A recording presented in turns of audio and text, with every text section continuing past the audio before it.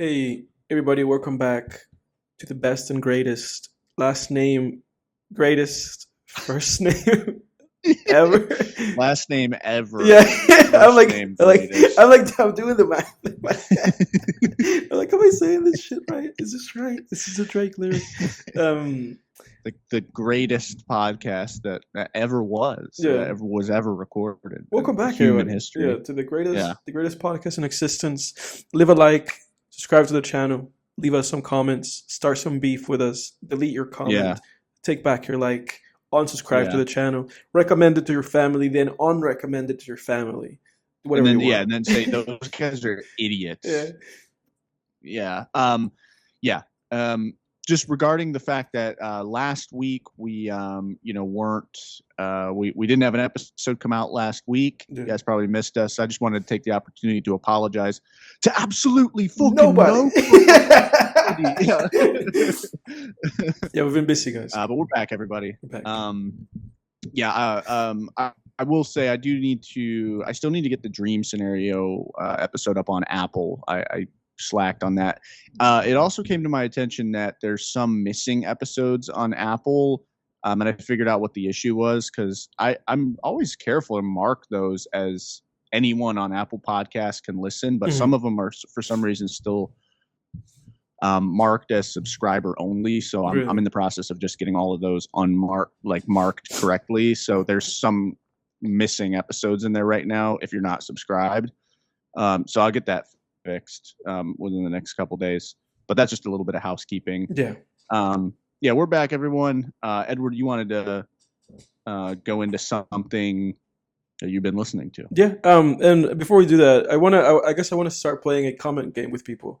At the very least, for this episode, folks, either comment the word banana or just comment whatever movie you want us to watch next time.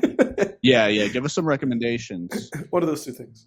Beg us Yeah. to Please. start. Yeah, please review Kung Fu Panda 3. Yeah. Right. Come for the Kung Fu force Panda. out right now. Yeah. I haven't seen 3. I obviously watched 1 when we were kids, Yeah. and 2 I think I watched when I was a kid. I didn't really like it that much. I liked 1 quite a bit. I thought 1 was really fun. I've seen the first one. That's the only one I've seen. I like it. What do you think about Kung Fu Panda, I don't sir? know, man. Like Kung Fu Panda's weird. Like uh, it never struck me. Like somehow it never struck me. Kung Fu Panda to me is like Shrek, but Kung Fu Panda hasn't become like a meme.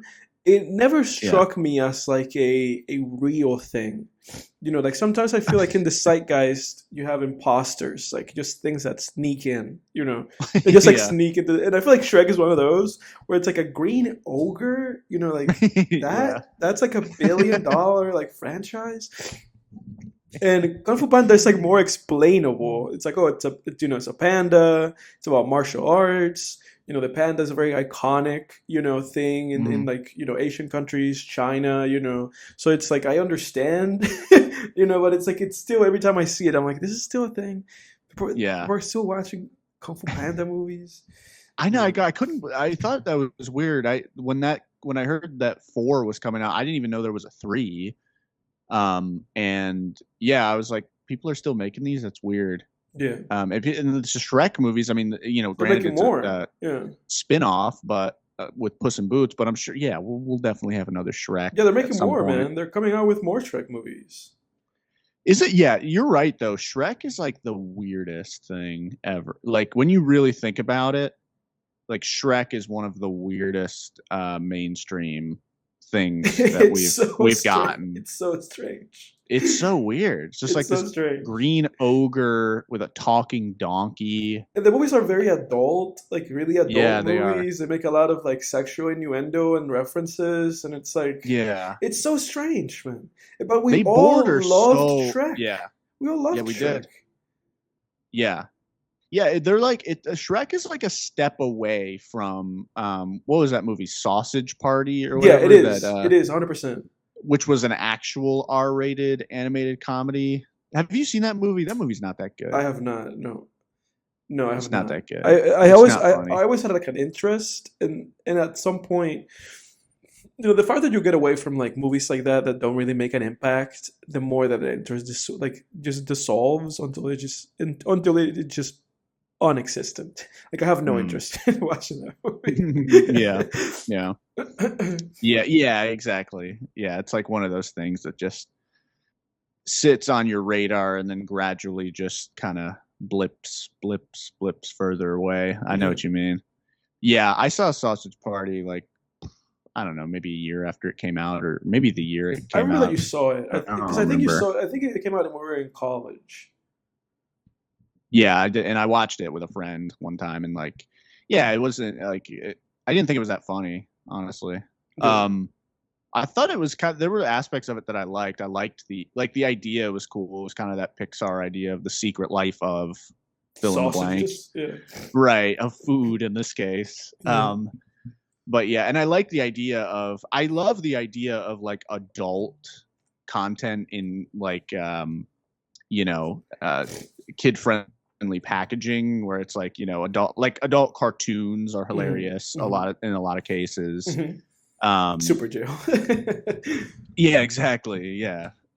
South Park, Yeah. right? Like, um, I do love that stuff. I'm always up for seeing more of that. Mhm. But yeah, like Shrek, I would say Shrek is, yeah, it's like a step away from Sausage Party. Like you're right, it barely feels like a kid's thing Yeah. when you think about It it. feels like a Shrek being something that exists in the zeitgeist feels like an acid trip that we've all had Yeah, like collectively. yeah, like, it like, really what in the does. fuck is that? And especially when you also think about how like not only how financially successful the movies have been, but how like critically successful. Yeah, Shrek is the first animated movie ever to win an Oscar. It's the first animated. one. I thought Yeah. it was the first CGI animated movie, computer animated No, movie to it's the win an first Oscar. animated feature film to win an Oscar. Like Really, they ever? they invented the category the year that it came out and it won it that year. Really? Yeah, dude, look it up. I'm fact checking I'm you not right fucking with now. you. Everybody listening to this is facts. And if Jake The looks it first up, animated feature mm, film and if Jake to win looks it an up and it turns Oscar. out that it's not true, it's still factual anyway. Yeah, I'm yeah, pretty sure it's yeah. true though. Shrek wins an Oscar for the first ever best animated feature. Yeah, dude, I got those film tap factoids, boy. Yeah, we only give real information on film tangents. Yeah, you're right. Yeah, 2001. That was Yeah. the first year. Ice Age was nominated in 2002. Yeah, fuck yeah, dude. Ice Age never. Spirited Away beat it Yeah, though. Ice Age has never won any Academy Awards. I can take that with me to my grave. You're just a hater, I am bro. just a hater of Ray Romano and John Dude, freaking Leguizamo. Pixar just swept these, man. Because after Spirited Away, it's like you got Finding Nemo, Yeah. winner, The Incredibles, then Wallace and Gromit, The Curse of the Were Rabbit. Okay, so that one. What a strange one that year. Oh, Happy Feet won in 2006. Nice, George We were Miller. talking about that recently, weren't we? Yeah, How we were. dark and scary and Yeah. sad and But depressing that you have to movie is. remember that with Disney, I mean, like Disney owns the Oscars. Like I'm pretty sure that's like a factual. I'm pretty sure that's like a factual like known thing now. It's like Oh ABC God. hosts the Oscars. Disney owns ABC. Like Disney owns the Oscars. So it's like in a way, them always Pixar or like a Disney movie always winning is like such like a of course. And I feel Yeah. like even when fucking Spider-Man won that year, it's like, of course Spider-Man won. Spider-Man's like this Disney adjacent property. It's Marvel. Mm. And even like Miyazaki winning this year, it's like, well, who distributes Miyazaki movies in the States? Disney distributes Miyazaki movies in the States. So it's like they don't lose. Even when they lose, they don't lose. Yeah. Yeah. Unless DreamWorks gets it, but DreamWorks hasn't gotten an Oscar in like a really long time. Yeah. It looks like. Let me see. When did Okay, Rango won in 2011. Rango's not Disney though, is No, it? but I don't think it's DreamWorks It's either. not. Yeah, it's not DreamWorks either. Yeah, It's Nickelodeon. It's Paramount. it's Paramount. I see. Yeah, yeah. Yeah. Okay. Let me see. Yeah, when didn't I thought How to Train Shrek Your was Dragon? DreamWorks. No, I don't think How to Train Your Dragon never won. Like, it never No, won. yeah, it was only nominated. Yeah, it Okay, so never won. Shrek won. When did Let me see when DreamWorks, if For, ever, won again. first and last, baby. First and Brave. last. Okay, wait. Brave, that's Pixar, Disney, Pixar. Do Zootopia, that's Disney, right? It is Disney, and that's Disney. Like Yeah, not even Pixar, just Disney. right. Coco, That's that's Pixar. that's Pixar. Yeah. Soul, Guillermo del Toro's Pinocchio, and Can't Guillermo del Toro's Boy and the Pinocchio won. Heron. Guillermo del Toro's Pinocchio won. But Yeah, I also believe that was in DreamWorks. I think that was just like an independent thing and yeah, that wasn't distributed. DreamWorks. Yeah, distributed by Yeah. like some big company, but I don't think it was.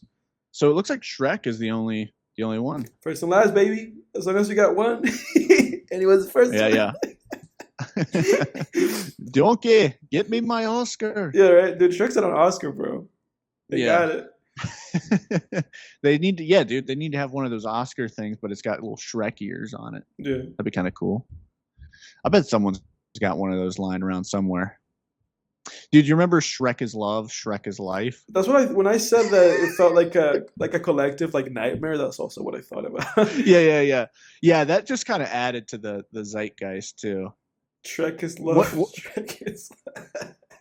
Do you remember when you? Let me ask you this, dude. Do you remember when you first saw that video? I do. I remember. I was in college when I first saw it. I think. Was I the one that showed that to you? I don't believe so. Okay. Like, how'd you come across it? I think I came across that video. I think I remember just being on my computer. I came across it because people were referencing it, and I myself just like looked it up. I think this is how it happened. And when I watched it, I didn't know if I was watching the right thing because I was just like, "What is this like computer animated like?" It's like The Sims. Yeah, it's like a guy animated it on his like just one guy. It's like one guy did it, like overnight. It's like he modded a video game. Basically. Exactly. And I think is what it was. Yeah, and I couldn't know. I didn't know what to make of it. I was like, "What is this?" It's like, "Is this real? Like, what is this?" And then it just blew away. It just blew up from there.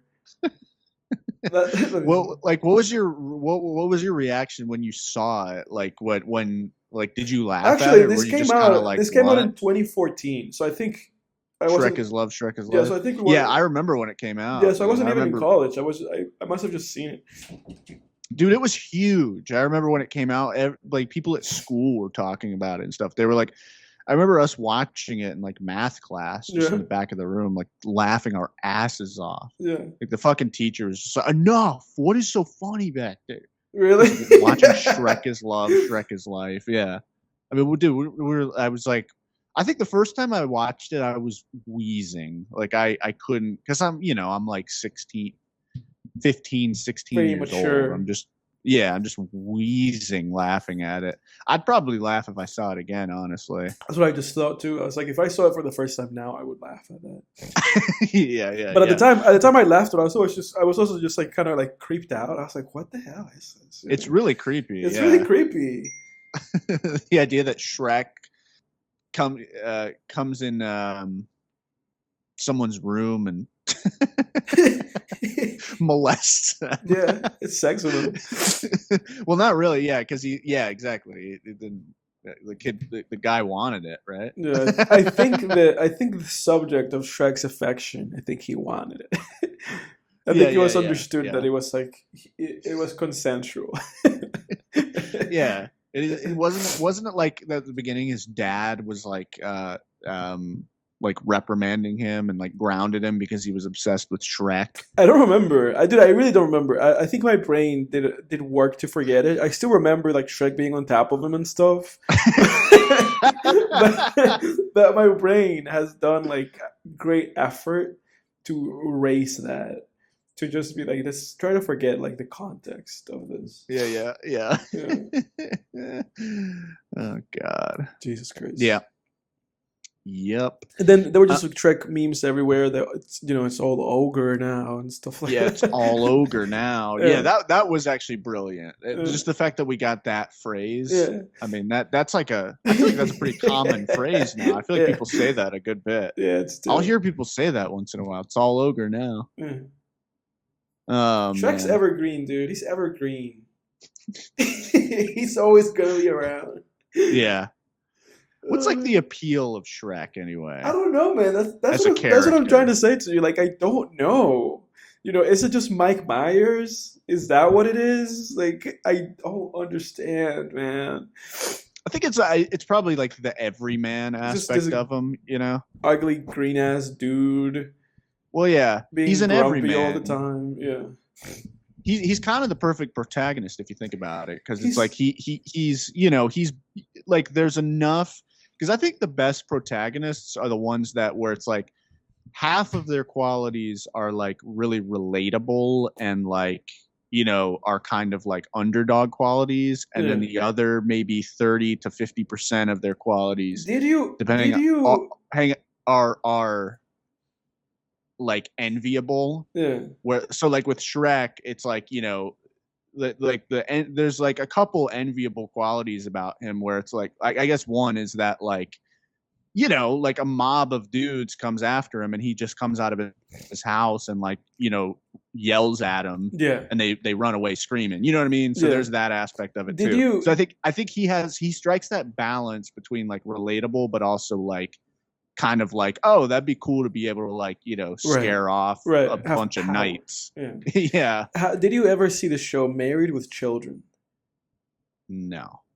The show No, Married with Children. I have not. It stars Ed O'Neill, and his character name in the show is his character name is Al Bundy, and he just has a family. It's him and his wife. His wife's played by one of his daughters played by Christina Applegate, but his wife's played by Katie Seagal. The reason why I'm mentioning him is because it just clicked in my head that I was just like, Shrek is just like Al Bundy in that show. Because Al Bundy is just this big, tall guy that hates everything. And he's super Yeah. grumpy. And that's his Yeah. entire character. He just hates everything. He's grumpy as heck. And all that he wants is just peace. To be in his Yeah. house with his pants, his hand down his pants, just watching television, and for nobody to bother him. But obviously the show revolves around the fact that everybody's bothering him. And it's really Right. comical that he gets really angry, And somehow Yeah. I feel like, Shrek is just Al Bundy from Married with Children. Yeah. Exactly. Well, because that's kind of Shrek's arc in that movie, right? It's like the whole movie just kind of wants to be left alone, and Yeah. then it's like then he learns to love others, right, or whatever, and that's kind of it, right? I think That's I kind of haven't seen it. the first. I haven't seen the first one in a long time. I've He seen the second one more. yeah. When I was a kid, I watched the second one more often. Yeah, ultimately his whole thing is that he needs to open up. Yeah, He wants to just to be open. closed off and he needs to open up to other people. Right, right. To love. Pretty standard fare. Yeah. Pretty standard character arc right there. Yeah, dude. But It's all the same shit when you think about it's it. recycled. Yeah, when you're a writer, you realize that it's all the same fucking shit. Yeah. Like like I'm writing a dark fantasy novel right now, and it's like I study a lot of like I'm reading fantasy, and then I'll study just like the lore of other like fantasy stuff, and I'm like, this shit's all the same. Yeah. It's all fucking. It's like the details, the minute details are different, but it's like yeah. it's all fucking really similar. Oh, and we lost Edward. I guess he got tired of hearing. He got tired of hearing. It's like always. He's back. Yeah, it's like I'm getting dark in here. It's like I always start this podcast with like the window open, and it gradually just becomes me being like enveloped by darkness. Yeah. Yeah. You got to open up to the light, dude. Yeah, dude. But what I was gonna mention before when we started the podcast. I guess I'll go over my listening quickly, and then I'll get to exactly what it is that I want to talk about. So this will be a brief recap for me. I listened to Julianna Barwick. She has an album called Nepenthe from 2013. It's like an alternative kind of like soundtrack, like just it is almost like a score, like a soundtrack album. And it's very moving, kind of beautiful, very reflective, it's something that you put in the background, and some songs just stay in the background, like just ambient, and then some songs kind of pull you in. Very good album. Standout tracks for me were The Harbinger, and then the song number 7 called Forever. Very good songs. Very good album. I recommend it. And then you'll probably see where this is going, because I got to the case, baby. Got to the case. Hey. And the case for me started with K-A. This is a rapper. And Mr. K has released a handful of albums. Notably, he released an album in 2016 by the name of Honor Killed the Samurai. And this album and all of K's albums really are very they are concept albums in execution. He's not like embodying like a samurai, but he's approaching his lyricism through the eyes of like honor and betrayal and society.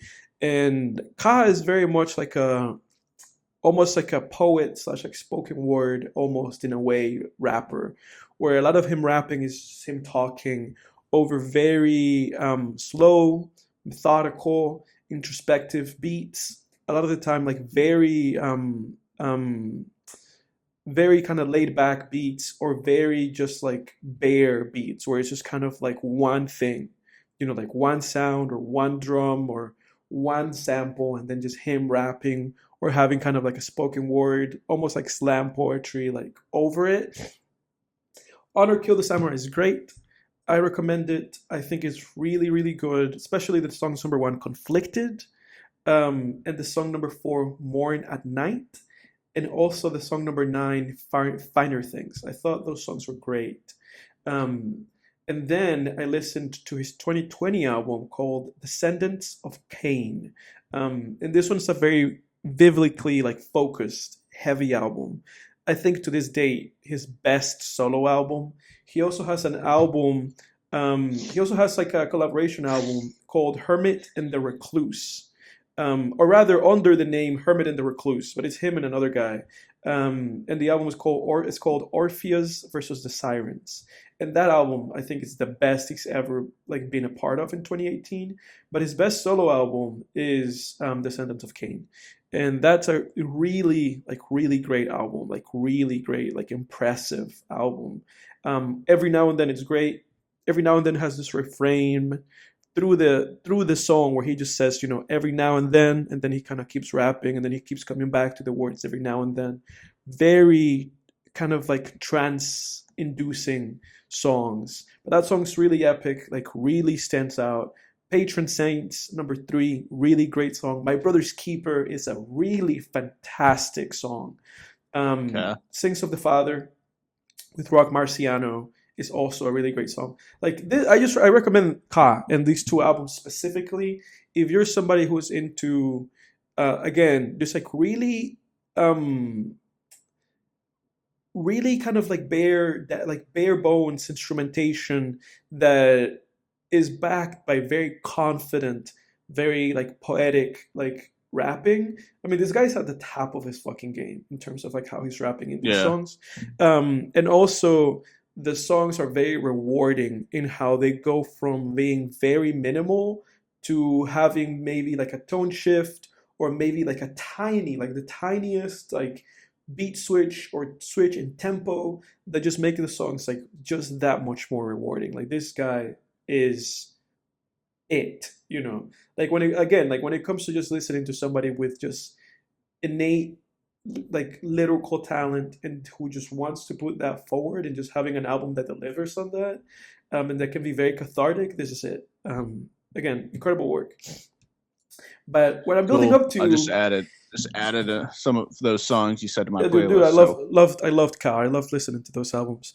Cool. I feel like I've heard of this guy, but I don't think I've ever listened to him, so I'll check it out. Thanks. Yeah, and I'm gonna quickly glass over my boy, the man, the guy who's been doing the best, just like grandiose bodies of work when it comes to jazz lately, in my opinion.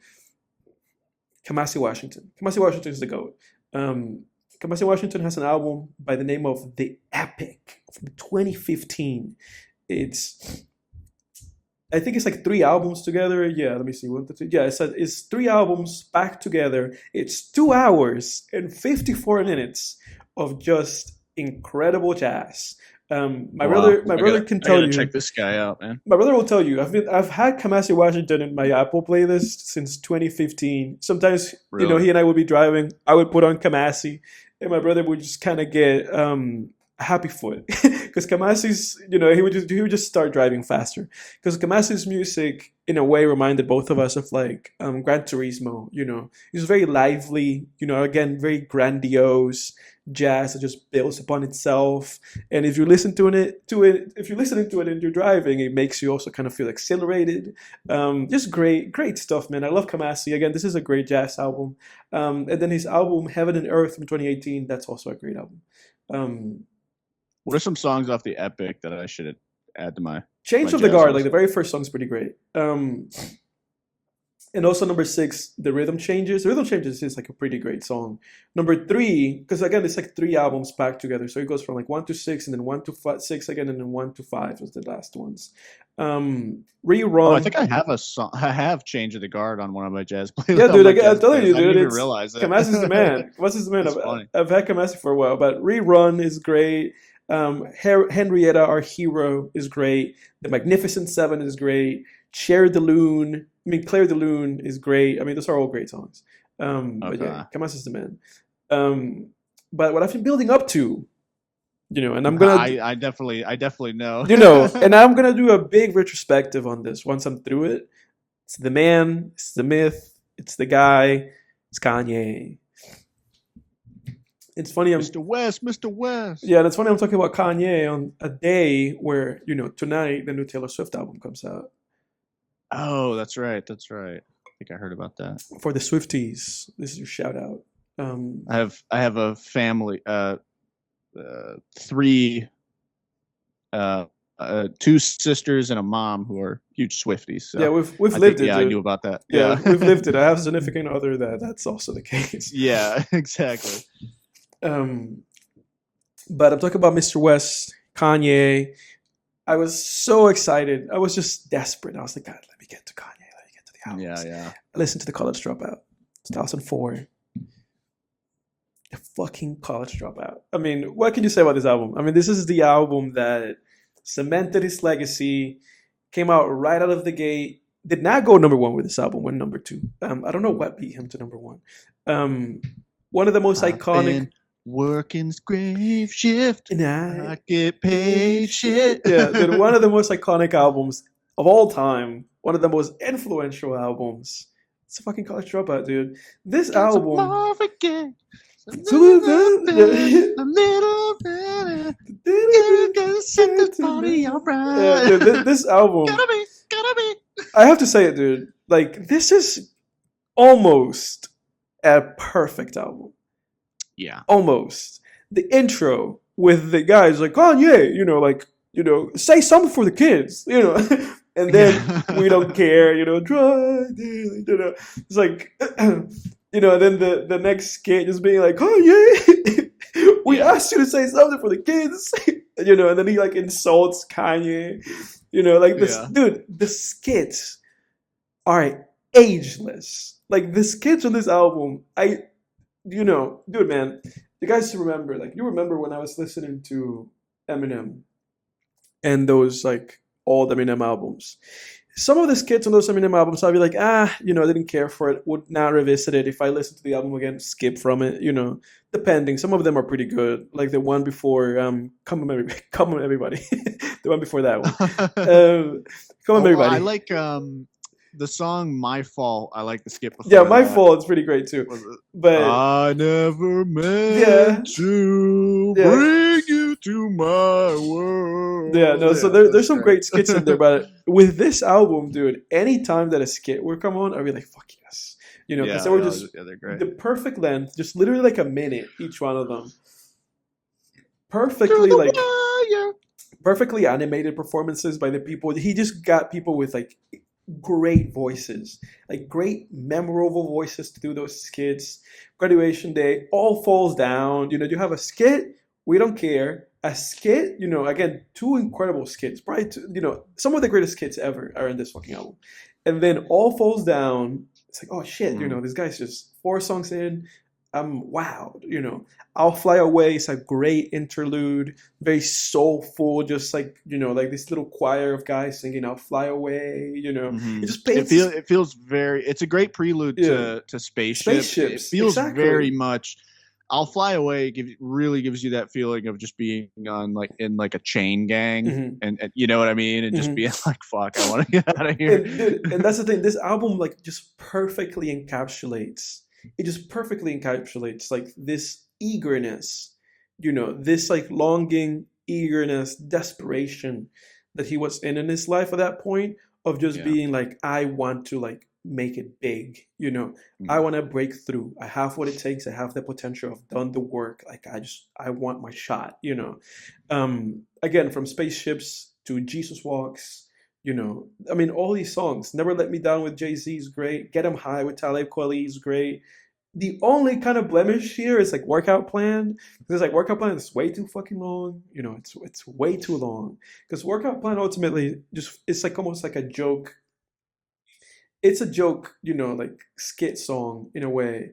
And it's just way too long, with like all the silliness and all the like, oh, you can do this, to get a butt or to get in shape, and it's like, oh, whatever, man. Like Workout Plan is the one song that it's like, I feel like it just depends on when you listen to that song, but for the most part, like six, seven, 10, 7, 8 times out of 10, that's you just skip Workout Plan. I don't remember that Unfortunately, one. I don't think. unfortunately, it's just being like, oh, there's a new workout plan, and it's like, all right, great, whatever. Like it just doesn't, it just doesn't go. But then he saves it. He picks the album back up, slow jams with Twista, Jamie Foxx, incredible song. Um, Breathe In, Breathe Out. It's a great song. Breathe in, breathe out. And then School Spirit's great. School Spirit, the song's great. School Skit 2 and then Little Jimmy skit are all fucking great. Because all these skits are the skits where he's just making fun of, he's like, the skits are literally about a guy who is like, I might be homeless, I might have nowhere to sleep, but I have my degrees. And then Little Jimmy's skit, it's about that guy's son. And then it's about him initially complaining and being like, my dad, when we were growing up, my mom was working 2 jobs, and my dad was always in college, always getting degrees, and he died, and all he had and all he left us was his degrees. And then you're thinking like, oh, he's like angry, and then he just goes like, and I'm gonna do just like him. He's like, I'm gonna get degrees, and Yeah. so when I die, I'll take my degrees with me to my grave. It's just like hilarious, dude. Just the comedy, the execution. 2 words with Most Def, like again, 2 words, this, that, this, Most Def and Kanye, like all these guys, man, like all these guys, like they were just all so hungry. They were just all hitting it out of the park. It was just such an impressive album. Freeway and what is it? The boys choir is also part of that song. And then you get to Through the Wire, and you're like, oh my god, Through the Wire, and he's just fucking rapping, with his jaws all bandaged stuff. I mean, dude, again, like this album is like inspirational. Like just listening to this album, I was like, oh, man, this is incredible. Yeah. And then Family Business is just an all time greatest songs ever made. Like Yeah. I can't say, dude, I can't say enough. Like it's funny because obviously people have been praising this album for the past 20 years. I think it turns 20 years this year. Um, If my manager insults me again, I I'll will be be assaulting assaulting him. him. Yeah, After I fuck the manager up, I'm I'm gonna show shorten the the register register up. up. Yeah, dude, it's so iconic. Everything in this album is iconic, and it's just banger and banger and banger and banger. And then Last Call is just him going on a victory lap. It's just him being like, JC opens it up and goes like, "Fuck you, Kanye," for making me do this. It's just the biggest victory lap ever of just kind of being like, man, we did it. Everybody who showed up for the album did an incredible job. Like we executed on this concept flawlessly. Like, dude, man, Again, just Yeah. near perfection. And I listened to Late Registration, which to a lot of people, Late Registration to this day is like their favorite Kanye album. Like a lot of people that you talk to, they Mm. will be like, "Oh, Late Registration is the best. It's the greatest. He took what he did on College Dropout and he perfected it." And I agree with a lot of people with that. Like in large parts, like Late Registration is just grander, bigger and bolder productions, fancier, features, like full, Jay-Z features, um, gold diggers in here, like this is, She you know, took a movie. like this is the album, the wake up, Mr. West, Heard Him Say with Alan Levine's great. Touch the Sky with Lupe, Gold Digger with Jamie Foxx, like all of these skits. Skit one, Drive Slow. Drive I Slow, like Homie, Drive Slow is a good song. like all these songs. Crack music with the game. Yeah, Crack Music with the Game is great. My Way Back with Common is pretty good too. Roses is great. Bring Me Down is great. Addiction is so good. Addiction is such an underrated song, man. Like such an underrated song. Such like a very such a great Nina Simone sample that he has in there, and his whole chorus with just like what is it that he says, like everything they didn't want me to do is the one thing I would, and just kind of going on about it that way. Diamonds from Sierra Leone, the Diamonds Are Forever sample. It's all so fucking great, dude. We Major, Hey Mama, iconic song. And then Gone. Gone's such a great little last song with Consequence. I've always loved that song. And then you obviously you have the bonus track, the new Diamonds Are Forever song, and then Late. I did think that this album, honestly, I hold the College Dropout a little bit in higher regard than this album, honestly, like a little bit, because even though I love all the songs in this album, I still think that songs I still think My Way Home with Common and Roses and Bring Me Down with Brandy, I still think that those songs feel a little bit overlong, like where I just feel like, okay, I got what I wanted of the song and it's still going, Yeah. it feels, it's an hour and 10 minutes, 21 songs. It feels like there's a little bit of bloat in there, where even if there is no song that I can outright be like, that's a bad song, some songs just feel bloated. And some songs I'm just like, Yeah. I'm probably never gonna, not never, because I'm gonna listen to this again at some point. But I'm like, I'm never gonna, I'm not gonna come back to this song on my own. Like I'll listen to this song again on an album listening experience, but I'm not gonna go out of my way to be like, oh, I'm gonna listen to fucking My Way Back with Common again. It's like it's not gonna happen.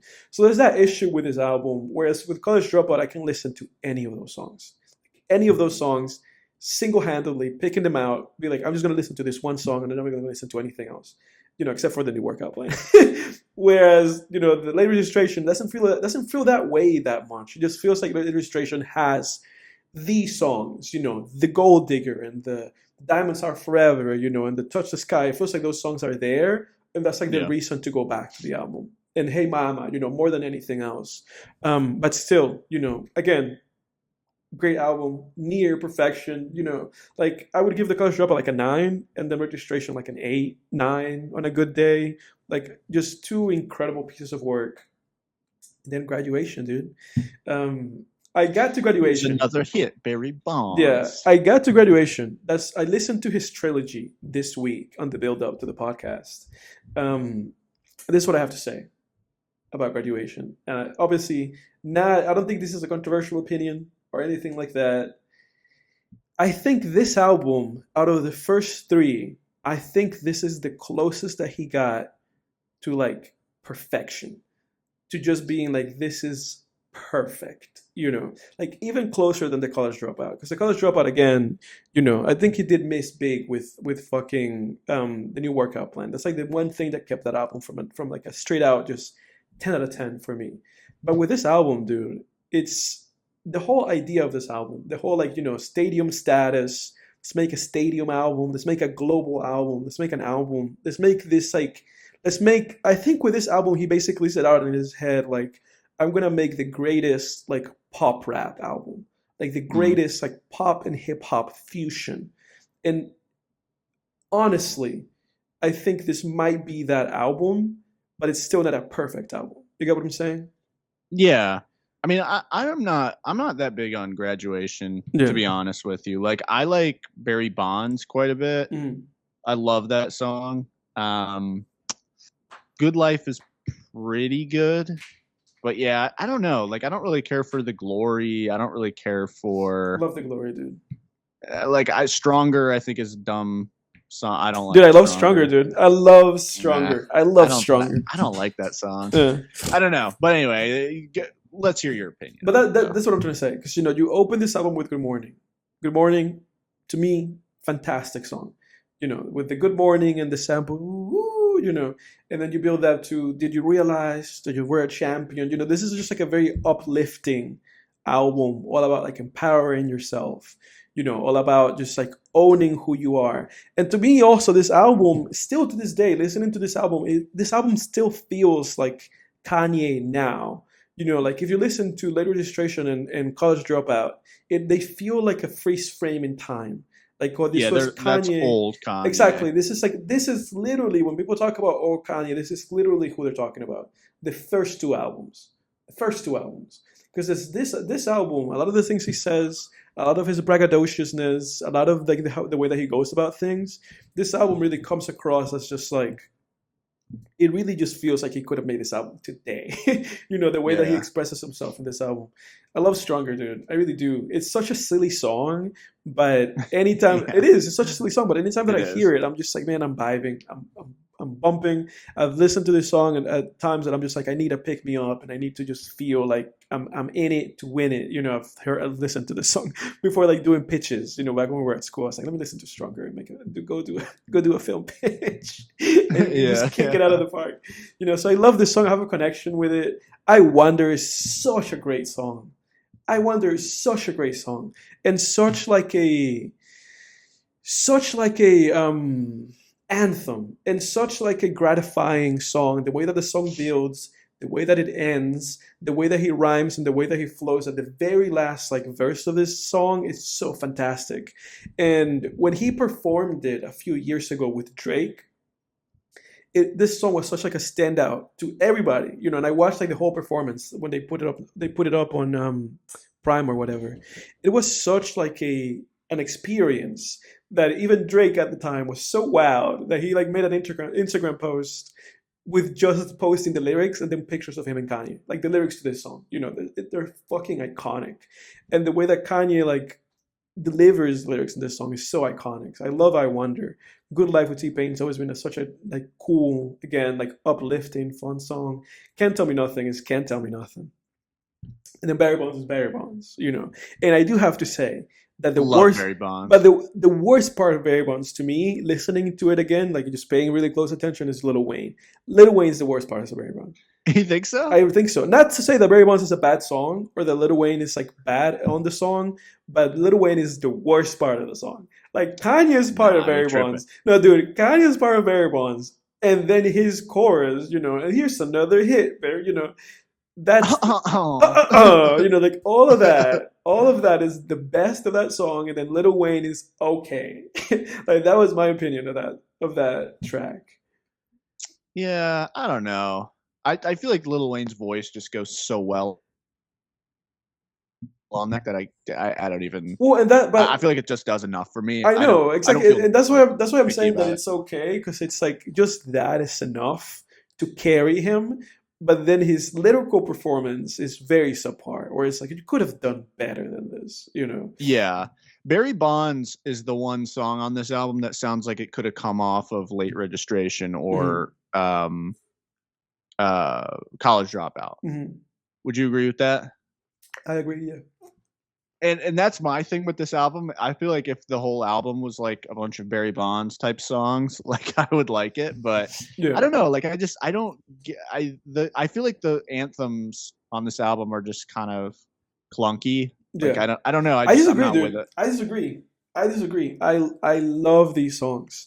These songs, I actually don't think I agree with you on these coming out like this could like that this album could come out today. I don't agree with that. I think the songs, maybe it's just because they're so ingrained in the 2000s, but to me, like these sound like 2000s songs, like Good Life with T-Pain. I don't know. There are songs here. There are songs in here for sure that are like kind of emblematic in that sense. But I think what I'm trying to say is that it feels like the voice of Kanye in these albums still feels like the voice of him today. What I'm trying to say is like I feel like somehow the album carries a spirit within the artist that it still feels like it's Yeah. like alive. I agree with that. Like this Yeah. feels like the first true, like I guess like postmodern or modern Kanye album. I Where the agree other with two that. are just like kind of like these classics. Like these are just classic, soulful hip hop albums. This is the first Mhm. one of just being like this is just a pop hip hop album. Yeah, because he was at a very different point in his life, especially Yeah. with College Dropout. He was Yeah. definitely at a different point in his life, but for sure, Late Registration, because like he didn't have any bona fide hits off of the College Dropout. Gold Digger was like his first hit, I think. Yeah, for sure. No, it was. I mean, Like, none of those on College Dropout were hits. Yeah, no, as far as I know. the first like big one, the first Yeah. big one for sure. I think it's still College Dropout. I mean, All Falls Down was still a hit though, and Jesus Walks was still a hit. And Yeah, but they weren't like they weren't hits. big hits. Gold Digger is Yeah. played at weddings. Yeah, know what I exactly. mean? Like, Yeah, no. none of those are being. Those might have been like on Yeah. getting radio plays, but they weren't hits. Yeah, no, you Touch know? the Sky and Gold Digger were the first ones that were just like these are just huge songs. Yeah. But again, dude, with College Dropout, with Graduation, I'm gonna put my knife on the ground on this one. Drunken Hot Girls is a horrible song. I mean, that's a horrible song. I don't think anybody. Title. I don't think anybody would argue that it's a horrible title. It's a horrible song. I don't remember what that one sounds like. I feel like it has, it's just them saying like this drunken hot girls with that kind of like sequence. Is a horrendous song, horrible common like feature, but no, dude, I think from Barry Bonds again. I think all of Kanye's performance on Barry Bonds is really great and really strong. And then Wayne's is a little bit lackluster, and then it goes from Wayne to Drunken Hot Girls, and that whole going from Wayne to that is the worst parts of the album. Because then, again, just like Can't Tell Me Nothing, Flashing Lights is an iconic Kanye song, Oh, that's right, dude. She Don't Believe in That is, Shooting like, one of his best Stars. Dude, that's one of his best songs ever. And also Can't That's Tell Me probably Nothing my is one of his favorite. best songs ever. I forgot Flashing Lights was on this album. Yeah, for it's on some this reason. album. Dude, Flashing Lights is my favorite Kanye song. It's on this probably. album, dude. And then you have Everything I Am. Flashing Lights and Guilt Trip are my top like two Kanye songs. Guilt Trip is off Yeezus. Yeah. Those are like they compete for my top Kanye song. Yeah, but then you have Everything I Am, which Everything I Am just kind of feels like a very introspective album, like a song, basically detailing like I might not be a shooter or a gangster or be from here, there, or the other place, but the fact that I'm not any of those things makes me who I am right now. Very powerful song. I again, one of the greatest Kanye songs ever to me. Everything I Am is just so melodic, so introspective, so like very well thought out and smartly just like worded everything he says in this song. And he follows this with The Glory, which I think is a great song. I love The Glory. Which is followed by Homecoming with Chris Martin, which I also love this song.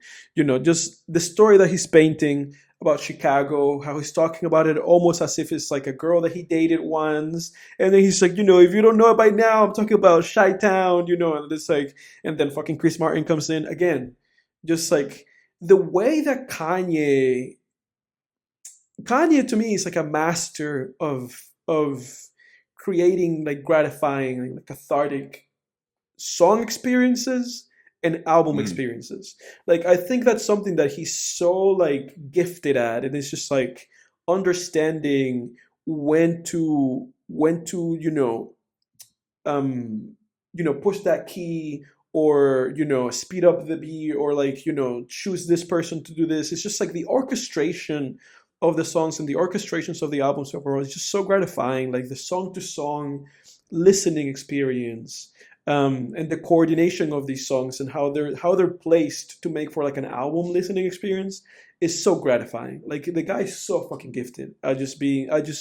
You going from one song to the next song and just feeling like such a succinct, natural movement, and it's from day one. Like fucking from College Dropout, the way that he was going song to song to song, I was like, oh my god, I can't believe that somebody organized this sequence of songs in such a way that it keeps me going. I just want to keep listening, and every song just feeds into the last one.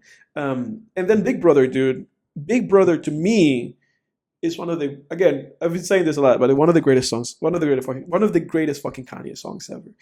How he talks about his relationship with Jay Z, the hola hobito, lines, the fucking, my big brother was Big's brother, used to be packing, this brother, who was, Big Brother's brother, no IDs, whatever, like the whole fucking song, like how he sequences it, how he's both paying tribute to Jay Z, but also talking about how, I guess Big Brother didn't want me to have an opportunity because when I wanted to do this, he kind of shunned me, but I'm still proud to be Rockefeller and to be associated with this guy. And he's such a big influence. Like, moments like these, Big Brother is basically the Hey Mama of this album. Just a moment where you get to a song and he's just being so honest, just putting it all out there, being very vulnerable. You don't do that. At this point in time, you don't do that in rap. You don't make a fucking song about another man talking about how much you admire them and how you love them, and saying, I love this guy. I want to give him his roses, Like, you don't make songs like that. You don't make songs about your mom being like, hey, mama, I want to scream so loud for you, like, Yeah. that's what makes you love this guy. Because you have songs like fucking Flashing Lights and Barry Bonds and Can't Tell Me Nothing, where it's like braggadocious and incredible beats and incredible production and incredible, execution. And then you have like really fucking heartfelt songs, and in the College Dropout, it was fucking, what is it? Everything in the Family, is that what I said? Family Business, like all the things that shine ain't gold, fucking, I mean, again, dude, it's just like Kanye has this superpower, at the very least with me, and that's why I think why I have this relationship with him as an artist, where he has this superpower of both being able to make, again, some of the greatest songs you will ever fucking listen to, in terms of how cathartic of an experience it is, to listen to these fucking songs, again, to listen to a fucking song like, Everything I Am, and just navigate that song, or Flashing Lights, and then you also get to a song like Big Brother, and then you just kind of, you tear up a little bit. You're like, oh my God, this guy's being so vulnerable and so real. This is such a human fucking song, that nobody else has made a fucking song like this, and nobody else has made it like this guy made this song right here, It's so clever. I mean, you just have to give it to the guy. Like, my God, like, you really fucking did it, And then he ends the song with "Good Night," which is what I was saying, like, I just wanna say good night to you. And he gets Mos Def to do the fucking chorus, and it's such a good chorus, and it's such like a, obviously Mos Def had to fucking do this chorus, like, moment, It's like, obviously, you would not think Mos Def is the guy for this, but Mos Def is the guy to do this chorus, the same way that Mos Def was the guy to do that chorus and Kids See Ghosts sometimes, like, it's just everything. It just comes together. Again, to me, Graduation, 9 out of 10. I think that's like the theme of these first 3 albums of Kanye, just near perfect albums. They each have one song, whether it's Drunken Hot Girls, whether it's fucking New Workout Plan, or whether it's Way Back Home. Like, they all have a song that is just like, that song's kind of whack. And it kind of fucks with everything else. And then to me, that's like the one thing, and then every single other song, it's like, mwah, perfection, Again, I'm gonna go out of my way in this 3 album review that I just did for the past like fucking 25-30 minutes. I'm gonna go out of my way and say that probably the greatest 3 album run in history, but also I think Graduation is the best like pop rap album ever made, like the best. Coming from somebody who came from the D's and listened to all of Drake's discography, and all of Drake's discography is fucking pop rap. Like, right. Drake doesn't have an album that stands up to the quality of fucking, orchestration and execution and gratification that this fucking album put out. No. Great. Drake doesn't have a song that's like even half as good as Flashing Lights. No, dude, no. I mean, dude, Flashing Lights, like, I keep thinking about it as we're talking about this album, and like, that's a magical song. It's a magical song. That song is music magic. dude. She don't believe in shooting stars, but she Yeah. believe in shoes and Choosing cars. cars. Yeah. Oh, dude. Straight from a page of your favorite author. Rapper. Yeah. Yeah. Oh, dude, it's so good.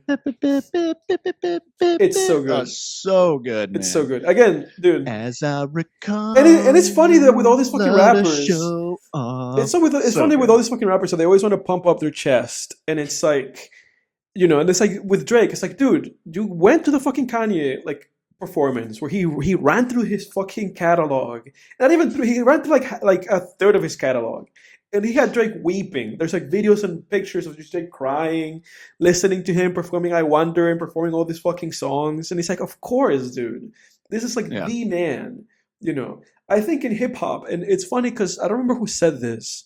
I think it was actually academics, like in respect to academics, because he said it, he said it. He was like, in hip hop, there's nobody bigger than Kanye. Like in hip hop, it's Kanye. Like Yeah, it is. everybody, if anybody who thinks about like who is the greatest, who is the guy, who is the man, it's Kanye.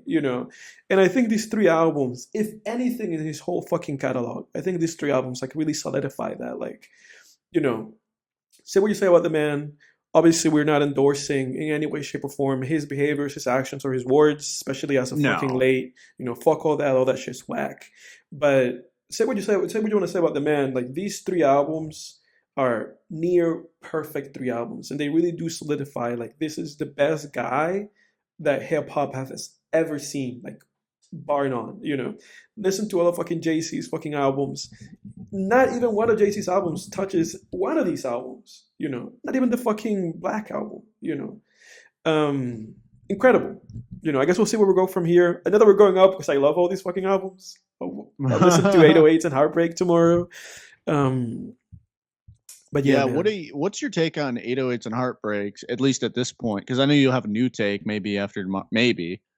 Because you don't think, I recall you saying you didn't think that album's that great. I don't listen to that album that much. Yeah, I never really loved that album too much. Like I know it's a good blueprint for it is what was to come in hip hop. Like, it is showing other rappers, like because him and Cudi both did that. Showed rappers, and Drake to an extent, I guess. Like that you can be more melodic as well in your music. Yeah. And I guess 808s and Heartbreaks was like a solid, floor plan, I guess, for that, or solid groundwork. I mean, I know that like Juice WRLD, for example, I think he said that was his favorite rap album. Mm-hmm. His favorite artist was Chief Keef, and his favorite rap album was 808s and Heartbreaks. That's my thought process, and when it comes to that album, that I know it's really influential. Obviously his mother passed away, and he was engaged to a lady at the time. I forget what her name was.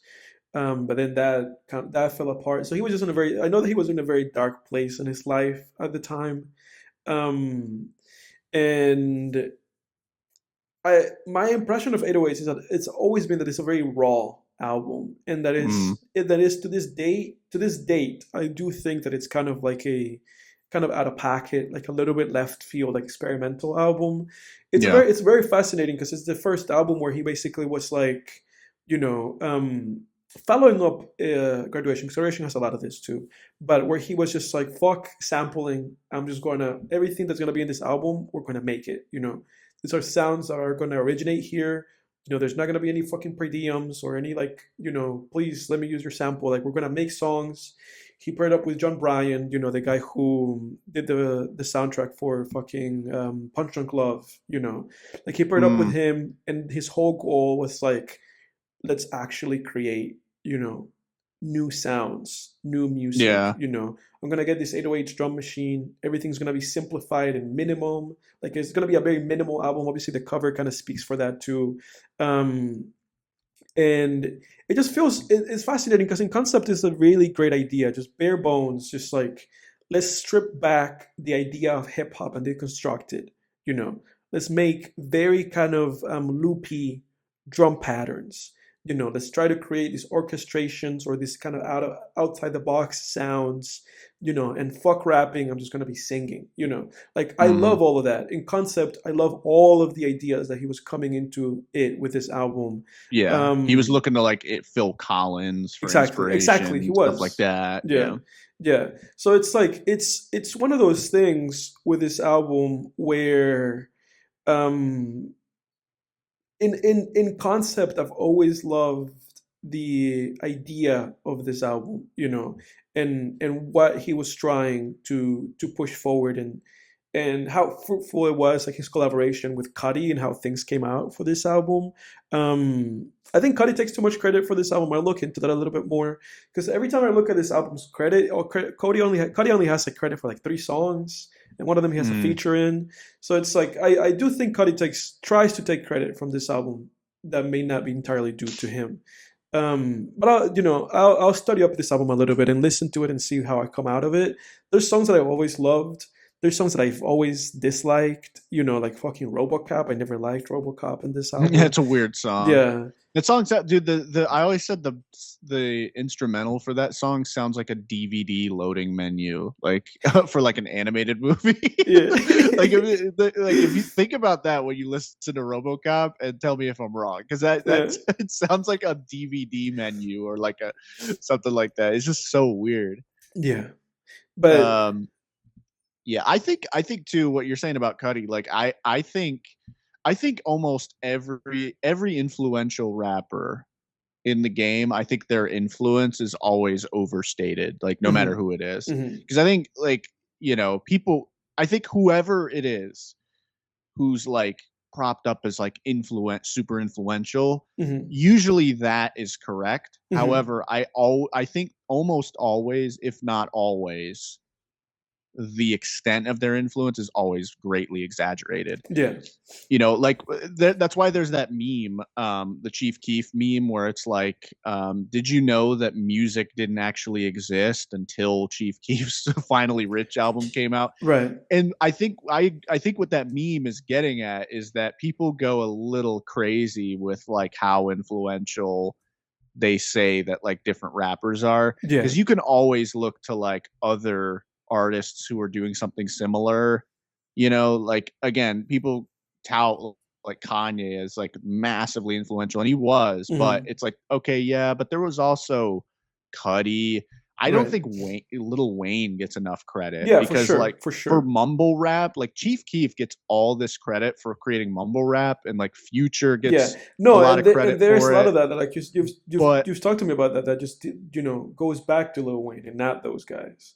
yeah, dude, my thesis, Lollipop by Lil I Wayne, is know, the first mumble rap song. I know, I remember your thesis about that. I don't think anyone can find an earlier mumble rap song, but that's the first mumble rap song. If you go and listen to that song, he's like warbling through auto tune, like barely intelligible. Like that was it.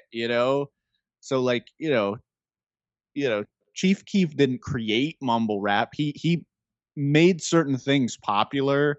Like Chief Keef popularized the cartoonish ad libs and the Hmm. cartoonish Hmm.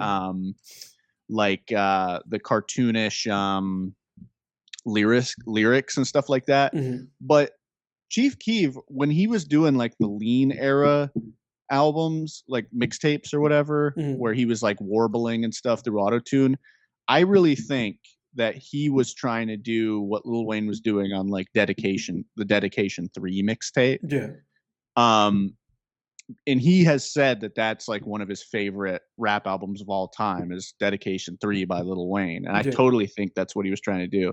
Anyway, my greater point with all this is like, it's like, okay, was Chief Keef influential on like Yachty and Uzi and all them? Yeah, but you can't take it away from like Future, Thug, even Lil Wayne if you yeah, want to go back yeah, further, right? 100%, 100%. Same with like, was Kanye influential on like Juice World? Hmm. Yeah, but you can't take it away from like Cudi. You can't take Right. away from even like T-Pain. You can't take Yeah, away no, from you can't take him, away from him either. Yeah. like you got to give him. So I think people like even Drake, like, yeah, Kanye influenced Drake, but Drake influenced a lot of people Exactly. Yeah. too, because they all take like elements and then run with it. You know what I mean? Yeah. So I do think that like, yeah, it's a little. It always is a little silly to be like, this is the most influential artist. Yeah, It's like, exactly. Because at the end of the day, it's a huge melting pot. it is, and that's the thing, because it's like all these guys create music, and then because again, like a lot of people want to attribute credit to, let's say, "Take Care," the album, the Drake album, which is a great album. A lot of people always want to attribute credit to The Weeknd, and it's Mhm. funny because Drake himself has stated like The Weeknd has writing credits in 4 songs. It's a 21 song album. Like how Right. much credit can that guy have for my album? Right. And I feel like Yeah, it's the same thing with exactly. Cudi, because it's like there's 13, 14 plus tracks on 808s, and Cudi has production credits on 4 of them. So it's Mhm. like it's like how much credit can you really give a guy? And it's like at the end of the day, I feel like the truth of it all, when it comes to this stuff, to me, is that you know in a way, Kanye and Cudi have just been two people who've influenced each other, and then their influence has, allowed them to create certain albums that then have gone to influence the greater, hip hop sphere. And I'll get to Cudi because obviously I'm in the case, baby. Yeah, yeah. And I'll listen to all that motherfucker's albums. But I'm looking forward to listening to 808s, because 808s to me has always been like a good album, but not a great album. Like it's always been to me like a 7, 6 out of 10 kind of album. To me, it's always Mhm. been like an album that just bridges his legacy, and that just goes from, like his trilogy, and then it just kind of bridges a little gap to then what ended up being, Dark Fantasy and Jesus and Pablo. It always just felt like a placeholder album that came in between, like a growth album. It feels to me, again, like the equivalent to him to a movie like, Punch Drunk Love, where it's like Mhm. then, PTA came out with, There Will Be Blood. It's like an equivalent of being like fucking, Twisted Dark Fantasy, whatever. Right, It right. just feels like a growth album that to some people it's like his greatest album. To some people they're like, oh, this is some goofy ass shit. And to some people they're just like, oh, this is great. And always kind of in the middle, just kind of being like, it's good. Like I've always stood with that album with the idea of like, it's just an album that just cohesively ties his discography and growth as an artist together, and that Yeah. makes it so that he did have it ties up together to be like, oh, he had like a 7, 8 album run of just great albums until Right. he made a bad one. Right. But Mhm. yeah, I guess we'll see, man. I'll listen to it. I'll see how I feel about it. I'll give like more detailed review of the album. I'm looking forward to you getting to the Cudi albums too. We've kind of already talked pretty much about all of those albums, And we've though. rated But them. I Yeah. guess, yeah. I mean, I mean, Cudi. I pretty much listened to his whole discography. Probably like, I mean, the past. I kind of got off of my Cudi tear finally, like a Yeah. couple weeks ago. Yeah. But I'm excited, I'm dude. yeah. But like yeah, like last month I went on a Cudi just tear Yeah. for like weeks, just nonstop listening to. I have a Cudi playlist with all of his songs on it, and Yeah. I probably, I mean, his whole discography. So I think I listened to the whole discography probably like freaking 3 times It'll be a little throughout bit. I different think the different work days. But it'll be a little bit. I think by the beginning or midway through May we'll start talking about Cudi, because yeah, after I get off of Kanye, I'll listen to Kate Bush, and mm. then a few just random artists that I have in my case, and then Kendrick Lamar, which will take a little Oh yeah, bit, yeah, and then yeah, after Kendrick, I have to listen to again some a random compilation of albums, some Caro Bonito albums, a Kevin Abstract album, and then Kid Cudi. So I Okay, have okay. still like I have my work, excuse me, cut out for me, but I'll get there. You know what's such a great Kendrick album is the Untitled Unmastered. I Yeah, really like that yeah, I album. love Untitled too. So good, I'm man. The excited only for thing I Kendrick. hate is it's hard for me to say because I can't remember the song titles. They're all just titled Untitled number Hmm. 2, 3, I 4, or think four whatever. and six might be the best one. I think, I don't know. Yeah, there's Get God on the Phone. That's Yeah, obviously one of the best ones. And then yeah, there's the one that has the really heavy bass line that just goes like boom, boom, boom, boom, boom, boom, boom, boom, boom, yeah. boom, boom, boom, boom, boom. I'm Whatever that excited. one I'm is. excited I for really Kendrick, like that dude. one. I'm excited for Kendrick. Because I remember I re-listened to like Damn on a whim like last year, and I was like, I was like, you know, Yeah, 9 out it's of 10. great. You know, it's like this is Yeah, fantastic. So I'm it's excited. so I'm good. excited to listen to him again. But yeah, tell me about yourself, Jake. What have you been listening to? What have you been watching? That's really it for me. I know I've been yapping for fucking like an hour. Oh yeah, no, you're good, man. Hey, dude, it's Kanye. It's an important subject for you, man. Um, well, yeah. So I mean, I guess I could get. How do we want to do this? I did have one topic I really wanted to get to before my recap. Hmm. I could keep it pretty brief. I mean, is that okay? Yeah, yeah. Let's You go think we for could it. get to it? All right. Only if you're sure, though. I know we're. I don't want to keep you forever. Yeah, no, let's go for it, dude. That's all I Yeah, need. I don't think it'll be that long. Because my recap won't be too long either. Okay. I haven't been watching that much stuff. I had an idea for like a new kind of segment we could do, introduced to the show among many recurring segments. Uh, this one would be sort of like character deep dive. Hmm. So it could be something. It might be kind of fun, you know. Like we could, whenever one of us feels kind of compelled to talk about a specific character, in whether it's literature, TV, movie, whatever, What's the comic title? What's books. the title of one of those like Walter White videos? Like the evil of Walter White. Yeah, yeah, yeah. Yeah, Why Walter White was more evil than you think. yeah, Yeah, exactly. it's One of like one those. of those. But Yeah. what I'm hoping to do is like try to touch on something that hasn't been talked about as much, or just honestly though, if you want to just kind of ramble about a favorite character of yours or something, Hmm. Hmm. But I thought I wanted to put that forth too, like so if you in future weeks want to bring one to class, so to speak, Hmm. you know, uh, kind of an idea I had. But one that I wanted to talk about, dude, probably no surprise, is pretty much my favorite villain of all time, which would be Lalo Salamanca from Hmm. Better Call Saul. Because I thought of something. I thought of um, uh, something, a specific aspect of him, because again, like with these character deep dives, like there's so many of them where it's like we kind of know the basics of a lot of these characters and we know a lot of the intricacies, but it's like I want to dive deeper a lot of times on like a specific aspect of the character that's not as touched on. Hmm. In Better Call Saul, there's a scene in Better Call Saul where that involves Lalo. For those who haven't seen Better Call Saul, which is the prequel to Breaking Bad, Lalo Salamanca is, you might recognize that last name if you've seen Breaking Bad, but Hmm. he is basically a drug lord. And he's not like a cartel boss. He's a cartel boss. He's not the boss of the cartel, but he's sort of a kind of boogeyman type character. He's but also very charming.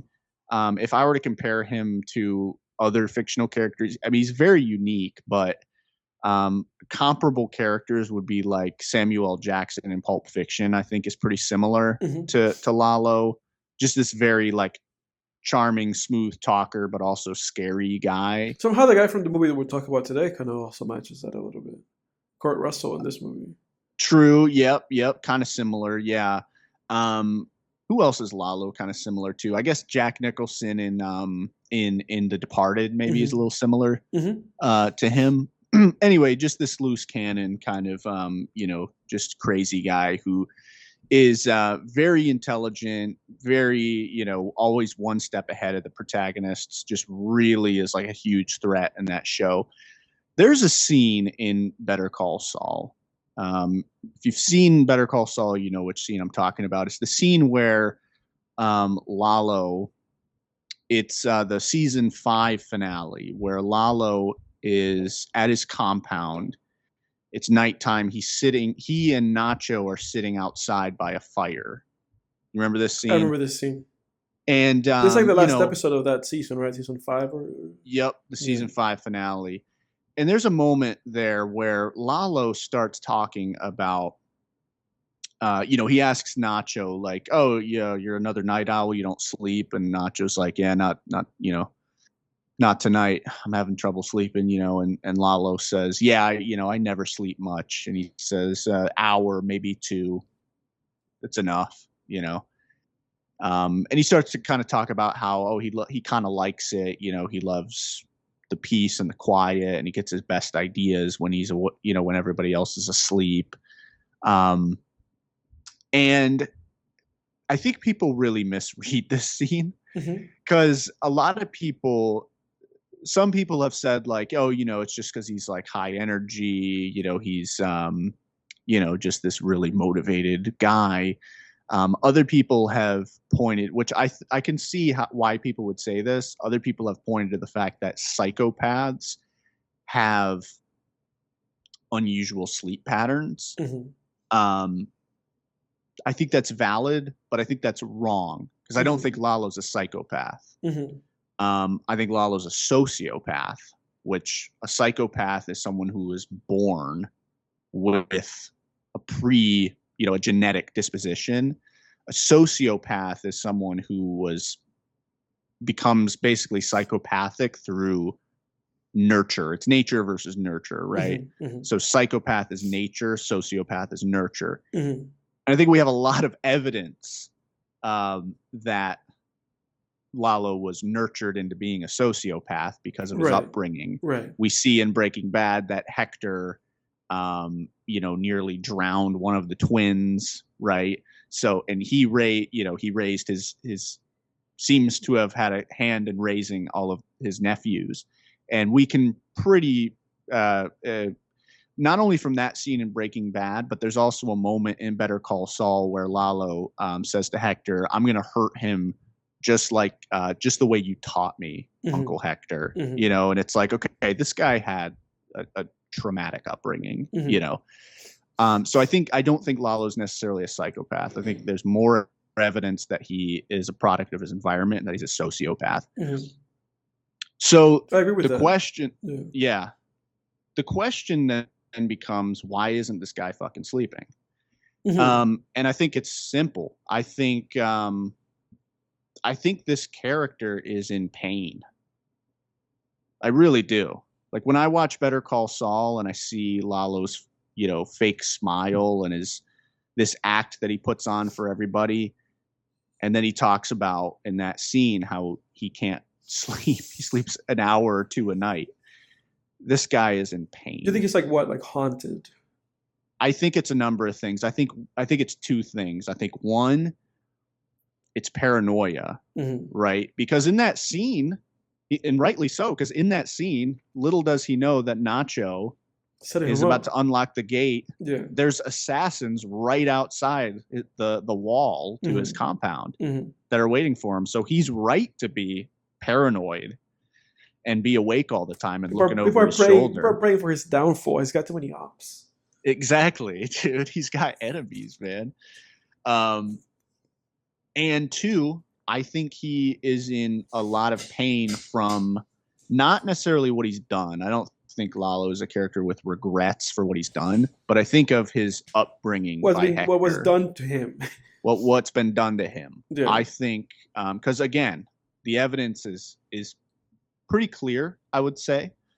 If you look at, again, Breaking Bad, right? That scene where Hector nearly drowns one of Lalo's cousins to teach the other one a lesson. You just one incident like that, you don't forget that. If your uncle does that, a father figure does that to you, just one thing like that, you wouldn't forget. But imagine that just over years and years of Hector doing that to him. So you're saying that he's somebody whom he's basically developed this persona for the sake of being able to survive within that family. Yeah, I think so. And I think a lot of and now I don't think Lalo's charm is superficial, because again, that is another quality of psychopaths, which again, I don't think Lalo's a psychopath. Another quality of psychopaths and sociopaths is superficial charm.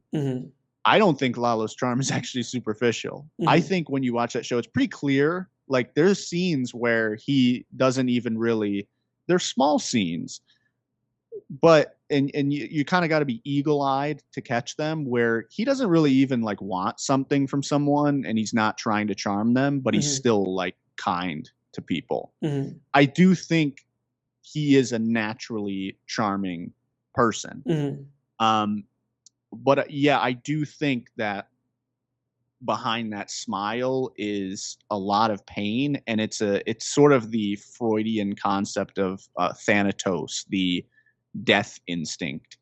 And since he can't, or he won't, direct that toward himself, right, and kill himself, it's directed outwards toward others. And unfortunately, we see a lot of people suffer from it in Better Call Saul. Horrifically. I mean, the guy kills a 22-year-old kid in the show. That's not a huge spoiler. It's not really a big character, but I mean, he kills a 22-year-old, a college student, essentially, in the show. The guy is disturbed, and I think there's a lot of pain behind that. And I think that scene, again, I don't think, because again, the writers of these shows are meticulous. Nothing is accidental with them. Lalo and Nacho, the point of that scene was, the larger objective of that scene was, okay, Nacho's going to go unlock the gate, but there's a complication. It's standard writing, right? He's got to go unlock the gate. What's opposing him?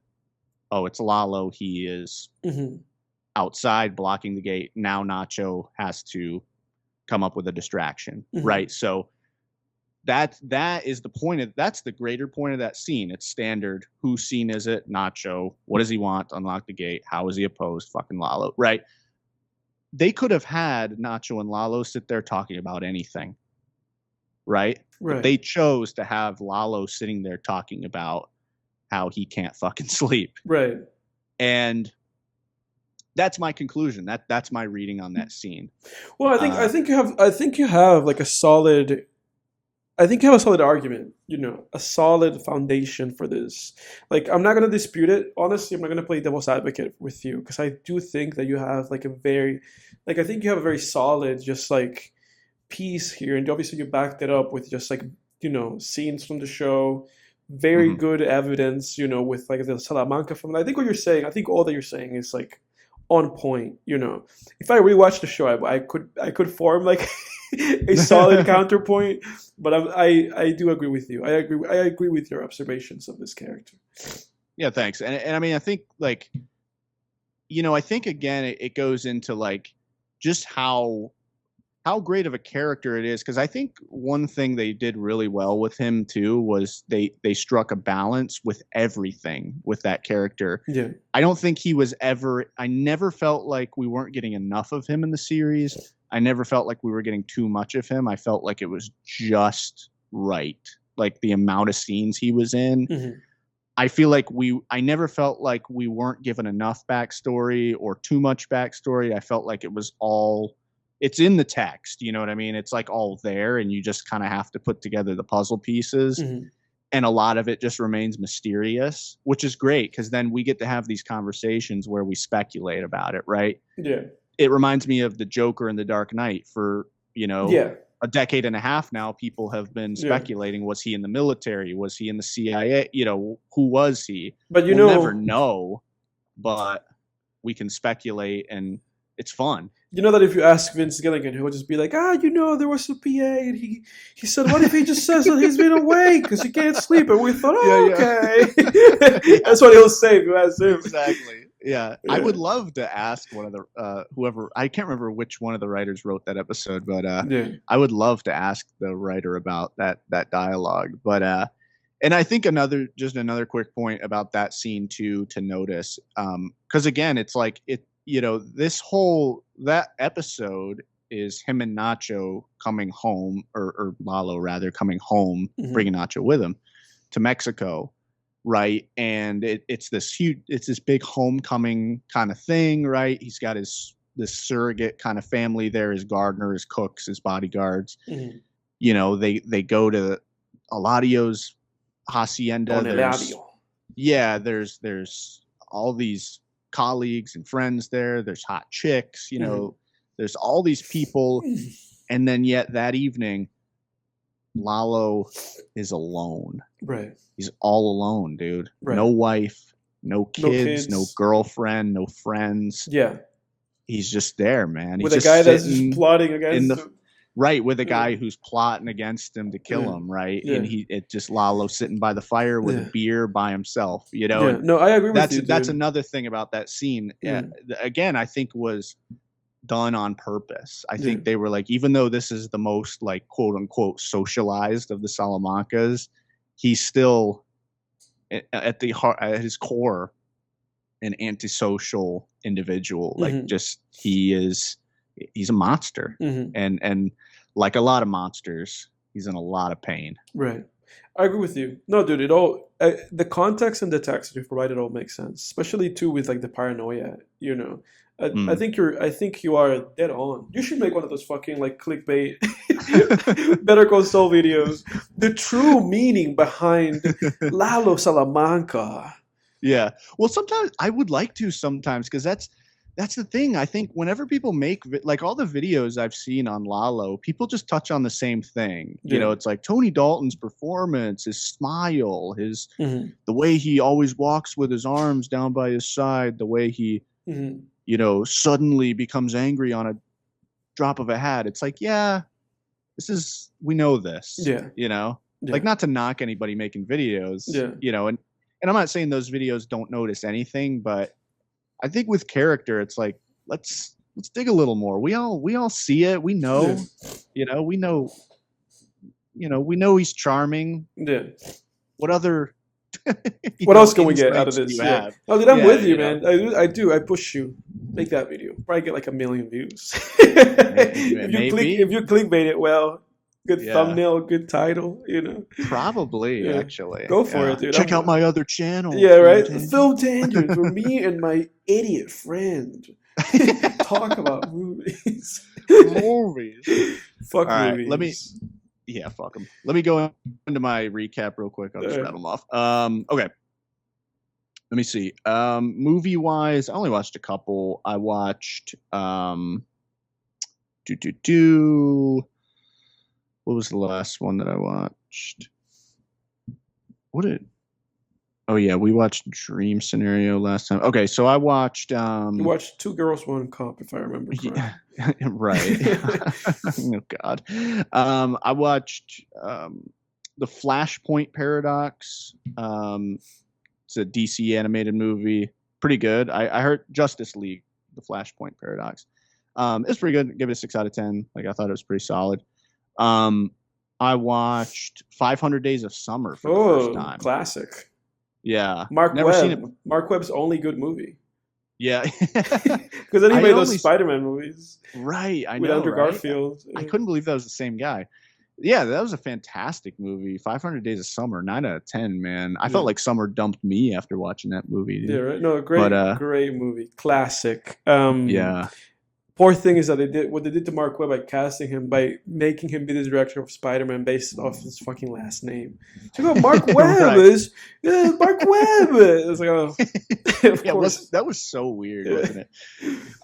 But yeah, 500 Days of Summer is great, man. I will say though, I'm kind of joking when I said I felt like summer dumped me, because I could see her point of view too. Like, I think people have been talking about it for obviously since the movie came out, but I think I saw a comment on a video I watched about this movie after watching it, where someone said, like, we've all been Tom at one point and we've all been Summer. And that's very true. Like, I've personally been on like both sides of that, where I'm, more into the other person, or the other person's more into me. More so the latter, honestly, if I'm being honest here, but no, but yeah, so just incredibly relatable and just very sad but also hopeful film. I thought it was really good. I really liked that movie. I know you like that movie too, from what I understand. Yeah. And then I saw Train to Busan for the first time. Oh, that's right. You mentioned you wanted to see that zombie movie, Korean. Yeah, man. You've never seen that before, have you? Mm-mm. Phenomenal. I mean, Korean horror, like, is there ever? Right. Never a doubt.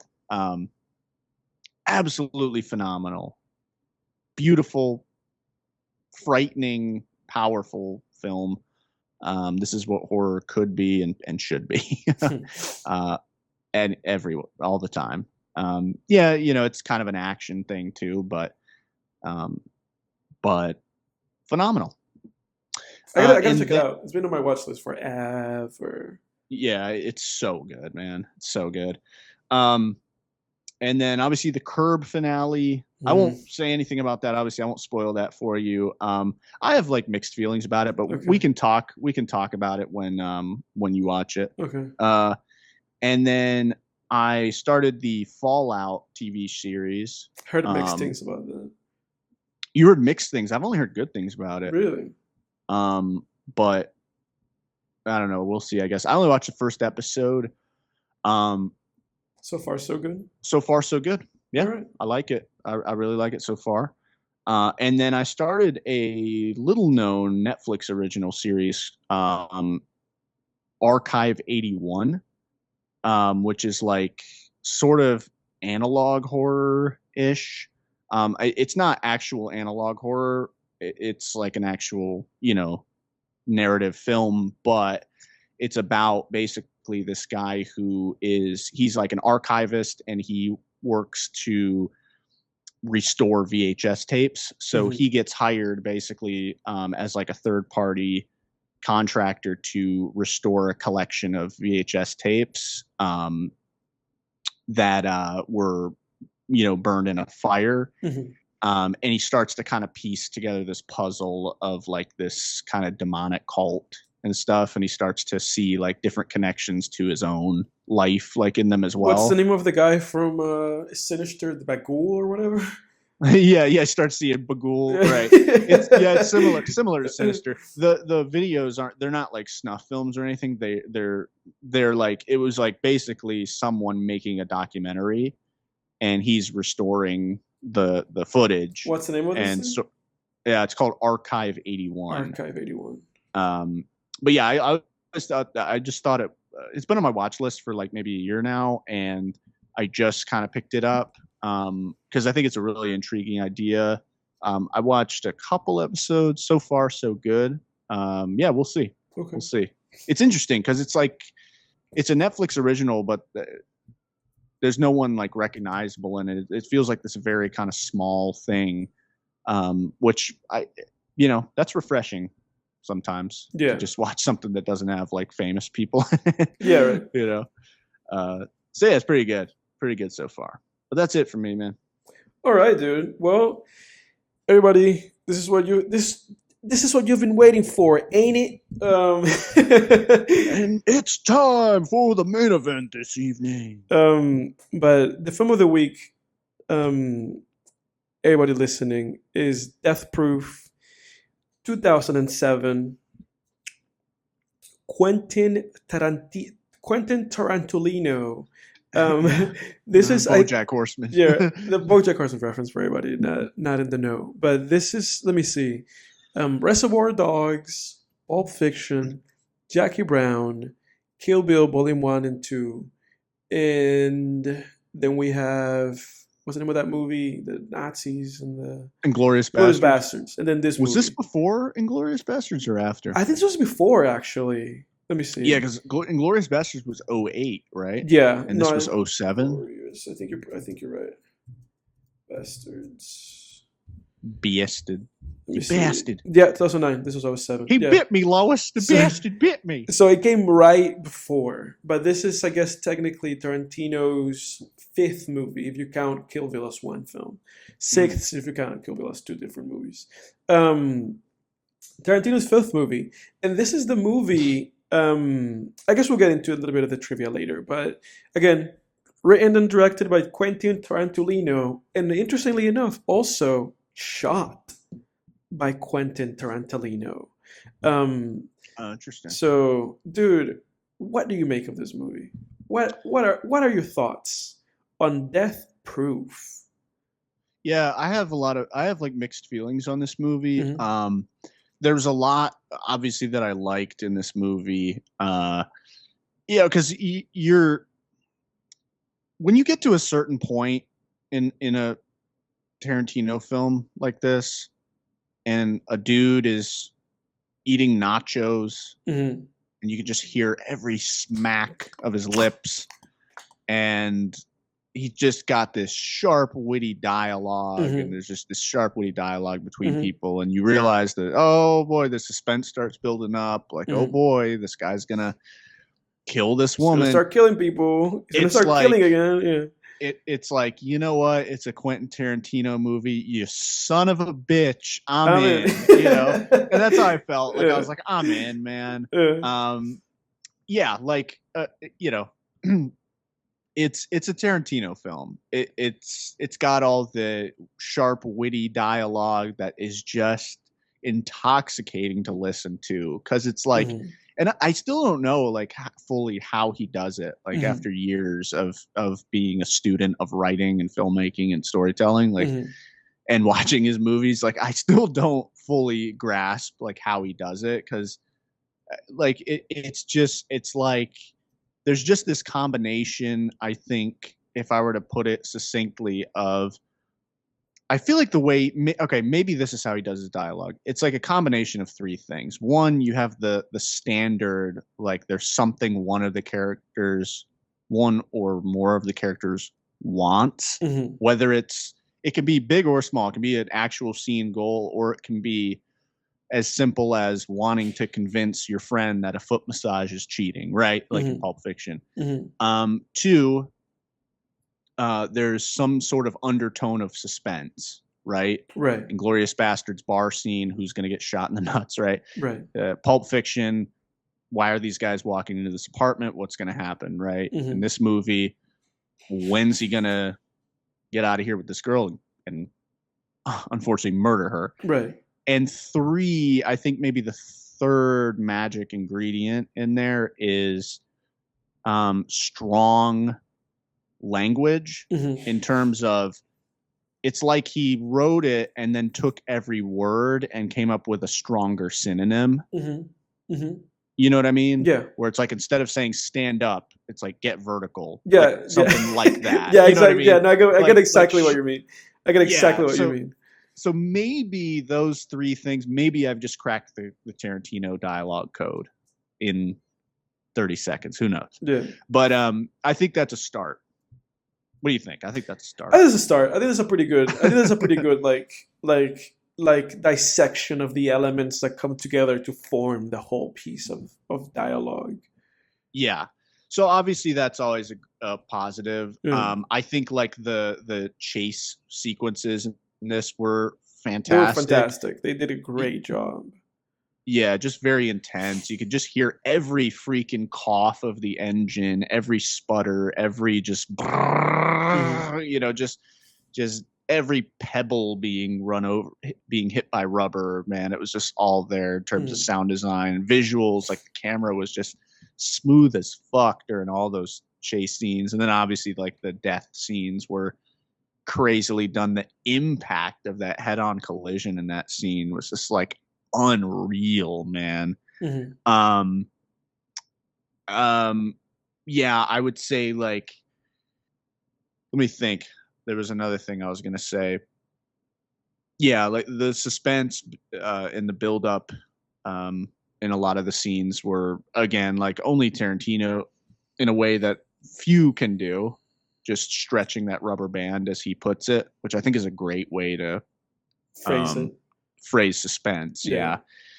Yeah. Um, I think in terms of like what I didn't like about the movie, I think I think his reach was a little further than his grasp Mhm. in this one, in terms of his Tarantino has this like high level of confidence in terms of how long he can sort of stretch out scenes and then sort of jump to something else. Mhm. So in some movies like Pulp Fiction and Kill Bill, for instance, that presents itself as um non-linear storytelling, right? So you spend like a ton of time in this scene, and then, oh, I'm going to jump back in time 2 weeks, and then I'm going to jump back forward 1 week, and like he confidently, he's very much like a novelist of film, Mm-hmm. where it's like he takes those liberties that novelists can get away with, and he says, well, I can fucking do it in movies too. What are you going to do about that? You Right. know, because in novels, like, you can have a really long scene, you can have like there's certain freedoms in I guess literature that you can have, and he sort of says like, well, I can do that in film too.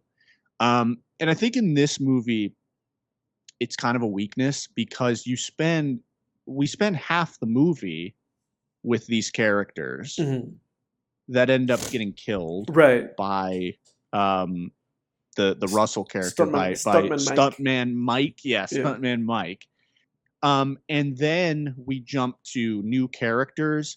And I gotta say, man, the climax of this movie, while it was really impeccably shot and well done, no, that wasn't my problem with it. It was probably one of the most unearned climaxes I've ever 100%. Yeah. To me, it felt a little bit overlong, and it did not have any like catharsis. No, because these women had just met this guy, and I got to tell you, when they said like, "Fuck it, let's get him," I'm like, "What?" Yeah, come on. And I get what he was going for with the grindhouse thing. I get all that, but at the end of the day, it's still a product. He fucked up, and I got to judge it as I would judge an actual grindhouse movie the same way. Yeah. Right. Yeah. So if you want to not only take like the good parts of grindhouse, but also the problems of maybe like some grindhouse movies and put those in, just know that at least people like me are gonna judge that, you know, on its own merits. Yeah, no, right? he fucked up. He fucked up. Yeah. And it essentially, that last sequence in the film essentially feels like he was like, oh, I have to wrap this movie up. You know, like I've run out of time. At this point, I have a 2+ hour movie, you know, and it's like, I have to wrap it up, you know, and it's like, oh, I'm going to have them survive Stuntman Mike's second attempt of murdering a bunch of women. And then I'm just going to have them, you know, kill him, you know, and it's like, but like you said, it's just, it feels unearned because they, like you said, they just met the guy. They didn't, you know, he terrorized them, but it still felt like, it still felt forced because we did not know these characters well enough, and they did not have like a grudge or anything against Stuntman Mike enough to warrant them being like, we're gonna turn this car around and we're gonna go murder that guy, you know. Right. So it felt like strangely out of character for characters that we just didn't know that well, and they just felt like, again, like Tarantino just being like, this movie needs to end, and this is maybe the best ending I can put to this. Where the biggest mistake that he made, and you said this, is that he killed off those first characters. And it's like, we knew those characters, you had built them up, we knew them. If maybe he had like 1 or 2 of them survive, and then just made those characters be like, we're going to hunt this guy down, I think he could have at least fixed a key problem to this film. And it would have essentially made it so that the first half of the movie was not wasted. Because the first half of the movie was like a movie on its own. And the whole idea of that first movie, basically, of the film is just like, watch this guy kill this woman, you know? Yeah, well, the first half of the movie is the first 5 minutes of like any other slasher film. Or serial killer film where it's like, the whole first half. Yeah, because every slasher film, which is essentially, you know, not in style, but in I guess effect, in principle, this movie functionally, that's the word I was looking for. This movie functions as a slasher film. For sure, yeah. It's not stylistically, but it functions as a slasher film, and same way like Terminator functions as a slasher film. Yeah. This movie,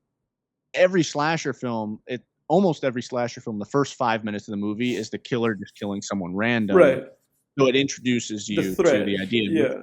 He needed that, but you're right. He made it the first half of the movie. Yeah. And I get it. He wanted to, you know, again, that's what I'm talking about. He's taken those liberties, but it's like, hey, it didn't pay off. A movie can only be so long, though, man. Yeah. And it didn't pay off. They had a goal, and like you said, you read my mind.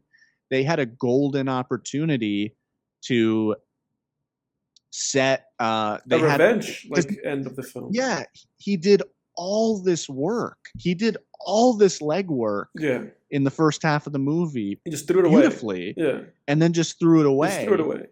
But he still obviously he wanted to do a revenge thing because in the second half they're sort of quote unquote getting a revenge on him, but it feels like revenge for what? For what? Exactly. I mean, it just feels unearned. Like I know said. he ran him off the road, almost killed him, but it's like, you know, that's kind of that's a moment where you know that's like oh thank God we're okay, let's call the cops on that guy kind of thing. That's that moment. That's like, hey, my God, thank God that we survived this, you know. But then it just turns into this like fantasy because ultimately he wanted it to be that way, and it's interesting because it's also, I think, in his career the first example of that, of basically trying to create like a revenge fantasy, you know, that I feel like then materialized in a more clear form in Inglourious Basterds, for better or worse. Because that element of that film is also the weakest element of that film, you know. And then I think he successfully, I think the first movie where he successfully did that, where it made sense cohesively, was in Once Upon a Time in Hollywood. I think that's the first one where he was like, I get what you're trying to say in this kind of rewriting history, creating like a revenge power fantasy that has this like really climactic, cathartic explosion. And you did it in this movie. You know, this is the first movie where you started trying to piece together that puzzle, you know. And again, I think Once Upon a Time is like the execution of this to its perfect like finish. Like I think that movie is like a perfect execution of this movie, or or not exactly this movie, but the concepts and like the I guess the conceptual like thing that he wanted to do narratively, you know. Whereas in this movie, it just kind of fails because again, we get introduced to these characters, these women, and for better or worse, I did not enjoy the dialogue in this film so much. Because in this film, it felt unnatural. In this film, somehow. Yeah. To me, it felt unnatural. Like I understand when you're trying to create like wisecracking gangsters or whatnot, but with these women that he created in this film, it just felt like he reskinned the guys from fucking Reservoir Dogs. And he was like, but now they're women, you know. Like I did not enjoy their dialogue. It just felt too quippy. It felt too kind of like you know, quick-witted and like smarty, and it's like I don't buy it, you know. Like it's cool and it's fun, I enjoy what you're trying to do, but I don't buy it. I don't buy that these women talk like this. I don't buy that, you know, that they use this language that you're trying to imply that they use. Like it just felt like the wrong characters to try to make them be these people, you know. And then the African American like lady at the end of the movie, I felt like it was like an aggressive overuse of, you know, racial slurs. And it just felt unnatural. I don't know if you feel that way, like how often she said like, you know, this and that, N-word, this and that, you know, like to me that felt like kind of like an egregious like I don't know, like execution of that. It just didn't feel like it didn't feel right, you know. Like to me, it just didn't feel right. I had a big issue with the dialogue in this film. You know, again, it's like good for you. The only character, the only scene where I was like, this works with the dialogue and what we're trying to do was like the times that he had Kurt Russell do things, you know, and talk to the people. Like Kurt Russell embodied the dialogue. He did a great job with it. I don't believe that. I think he did a disservice to the female characters. Like they really did just end up feeling like Tarantino characters, you know, in wearing these clothes and implying that they're these people, and it just didn't feel right. Yeah, and I'm glad you brought that up because I kind of to walk back. So again, sometimes I overstate things. Because I agree, and I'm not just walking it back. No, and I know that you mentioned that before, and I hoped that you and I would agree on this. Yeah, so and when I was talking about his clever dialogue and me being like, I'm in, motherfucker, Hmm. that didn't come until again that scene with the nachos with Hmm. Kurt Russell. Exactly. Because Yeah. again, the Kurt Russell dialogue scenes were like intoxicating. Yeah. But Exactly. I 100%, in fact, and I should have touched on this sooner, but I wanted to get more into my negatives for the plot first. Mm. I couldn't stand the dialogue between like the female characters. I mean, just the like talking about, freaking sucking feet, sucking Mm. ears, sticking Mm. your tongue in ears, Mm. fucking, just Mm. all this weird ass shit. Right. It's like, what are you guys talking about? Right. Exactly. It's just Exactly. like, what the fuck? Yeah, it's just like they're just talking about yeah, it was just so dumb. Yeah. No, it was That really dumb. it happens in True Romance too. There's a Hmm. scene. I think Sam Jackson's in the scene where they're talking about like um eating girls out or Hmm. whatever, and they're like yeah, just the way they're talking about it, it's like, shut Yeah. up. No. And it was like Tarantino trying. It was like a young Tarantino trying to do Tarantino dialogue, and Yeah. it wasn't working. It's And it it's felt like that in this one too. it's interesting because to me it just like exposes him. Like I think he like exposed himself as somebody who's Yeah, not yeah, able to yeah, write like realistic female characters talking to each yeah. other. And it's interesting because then Right. that makes you reflect on like other movies where like, in Jackie Brown is like the only woman, and in Kill Bill, it's just like for the most part, she's sharing a scene with another woman. They're not like having a conversation. They're just fighting, and it's like it Yeah. draws to your attention like, oh, this guy's not good at this. And it's funny because he did it in this movie. This movie failed, commercially unsuccessful. People did not, gravitate to this movie. It's the one movie that nobody's seen on his, filmography. And I think this is like literally the movie that just exposed him. It's like, oh, Yeah, it's yeah, like you yeah. have weaknesses as a storyteller and as a filmmaker, and they're here. Right. He didn't And play to his strengths because no, again, like, dude, I can't claim to be any better. Like, yeah, I mean, dude, I have chops as a writer, and if I'm writing a dialogue scene between a freaking bounty hunter and a yeah, bartender, yeah, you're I'm killing it. good. Yeah. But if you try to make, dude, I'll tell you what, if you say, Jake, write a dialogue scene between four teenage girls, I'm Exactly, like, oh, dude, I'm exactly, fucked. I'm exactly. fucked. Because I it's can't. not, I mean, and it's like we it's struggle not with my that. thing. I Exactly, don't write stuff like that. exactly, and we struggle with that too, because of like not having those as lived experiences. And I think for him, it's just such like a clear like you should not have done this. Like Yeah. it's clear that you had this idea of this like dude just being a predator and like taking advantage of these women, and but it's like the execution was so flawed.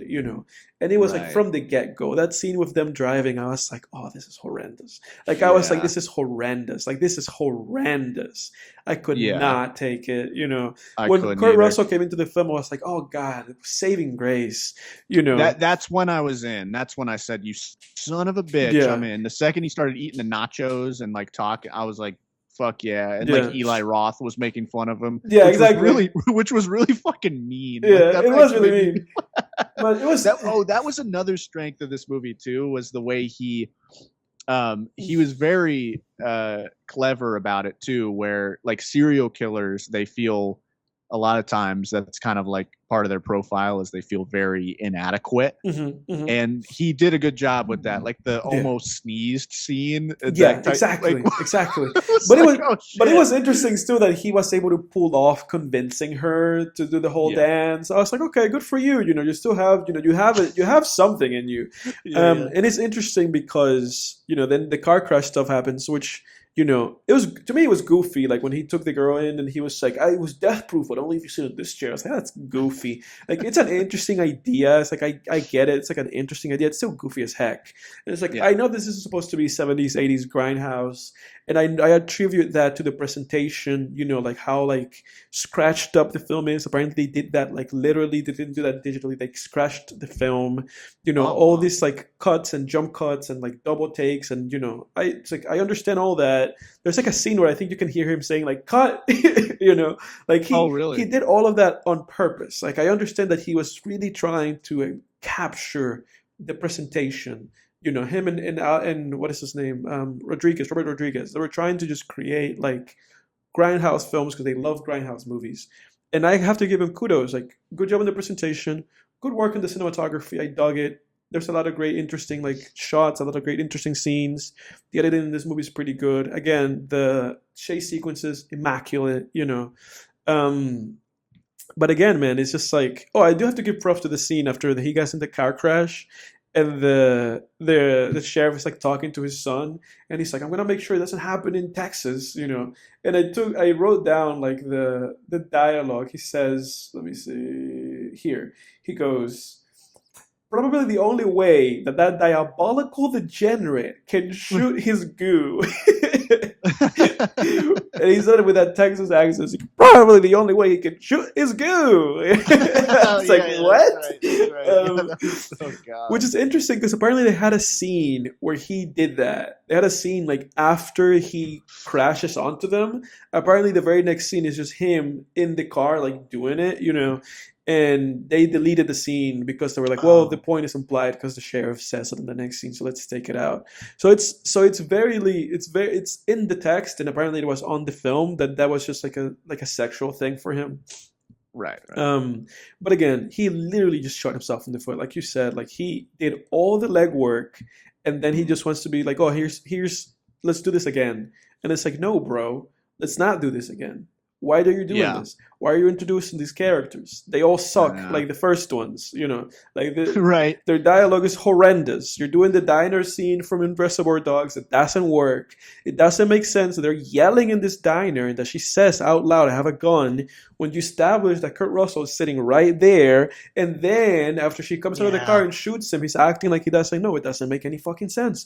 He leaves before they get a chance to run after him, but somehow they find him wherever he was stabbed, and he's just being he's like, oh my God, I got shot. Which I liked that he was like really panicking, because it's like, oh, you've not experienced this before, like people fighting back against you, but yeah. And then you have that scene where they take him out of the car and they start beating him up and like punching him, and it's like I was like, this is dumb and stupid. And it's again, that was ridiculous. And again, it's not gratifying. And then that one girl, Rosario Dawson, she like kills him.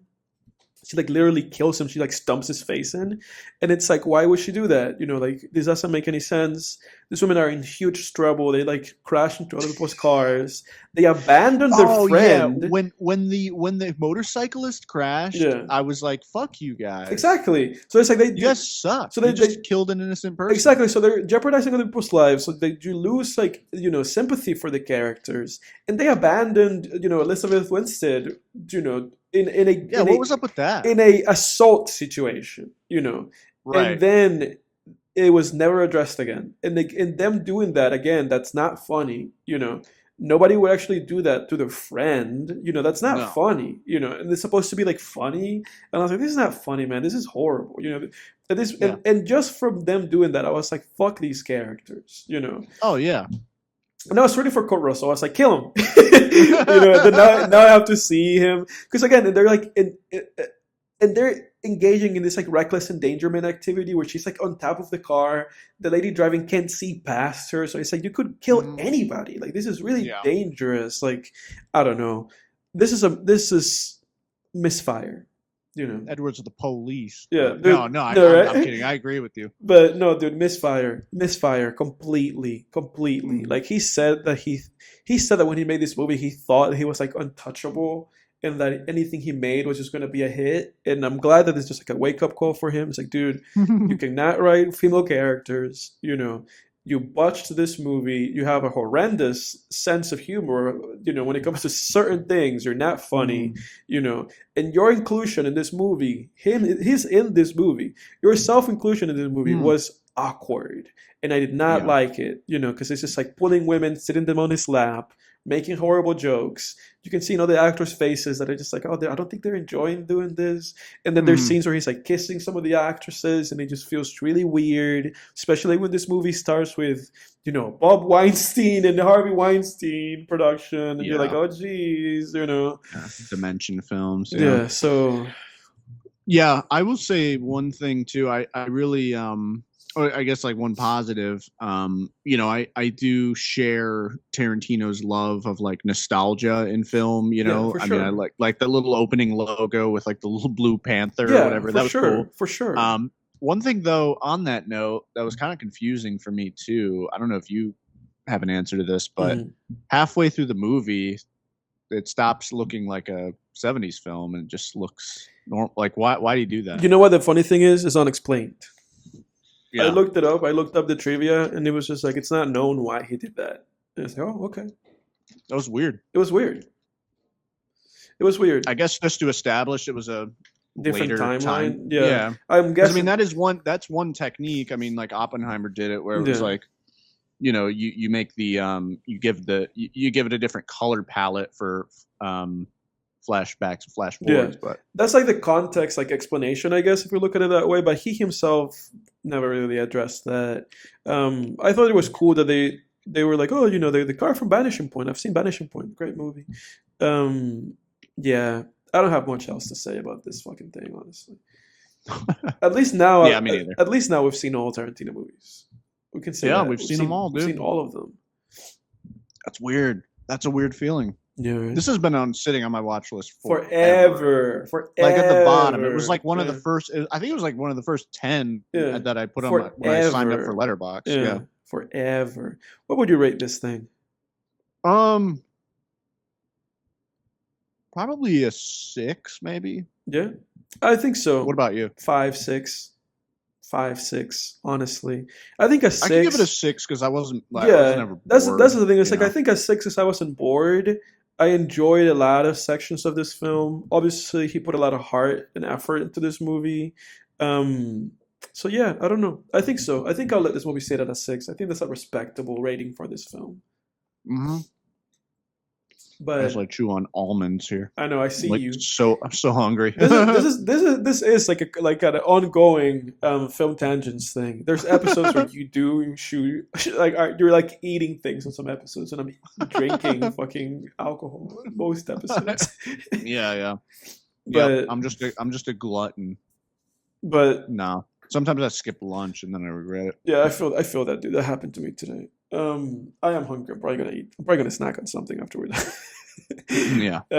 But dude, what did you got for us next week? I think I'm gonna pull the trigger on one that I've wanted to watch for a long time. Yeah. It's a 70s sci-fi horror film called Phase 4. Okay. Have you heard of this movie? Mm-mm. Directed by Saul Bass. Saul Bass, I think is his name. It's called Phase Um, 4. Phase 4. Okay. Inspired by H.G. Wells' 1905 short story Empire of the Ants. It's apparently like it was a huge influence on that Beyond the Black Rainbow movie that we watched, tone-wise and like stylistically. But basically, the synopsis is Arizona ants mock the food chain on their way to a desert lab to get 2 scientists and a woman. So basically, and I've seen the trailer for this movie. It's like just basically ants developing intelligence Sci-fi or whatever. horror. I'm excited, dude. It's one of those like B movies.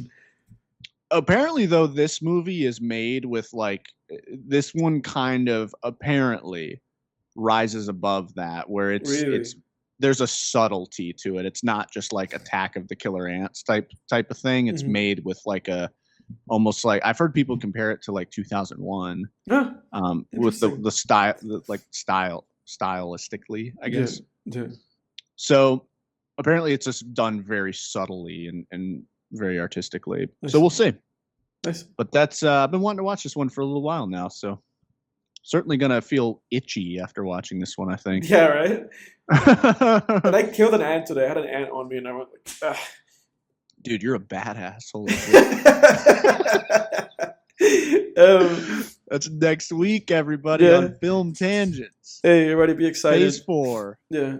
We'll see you guys next time.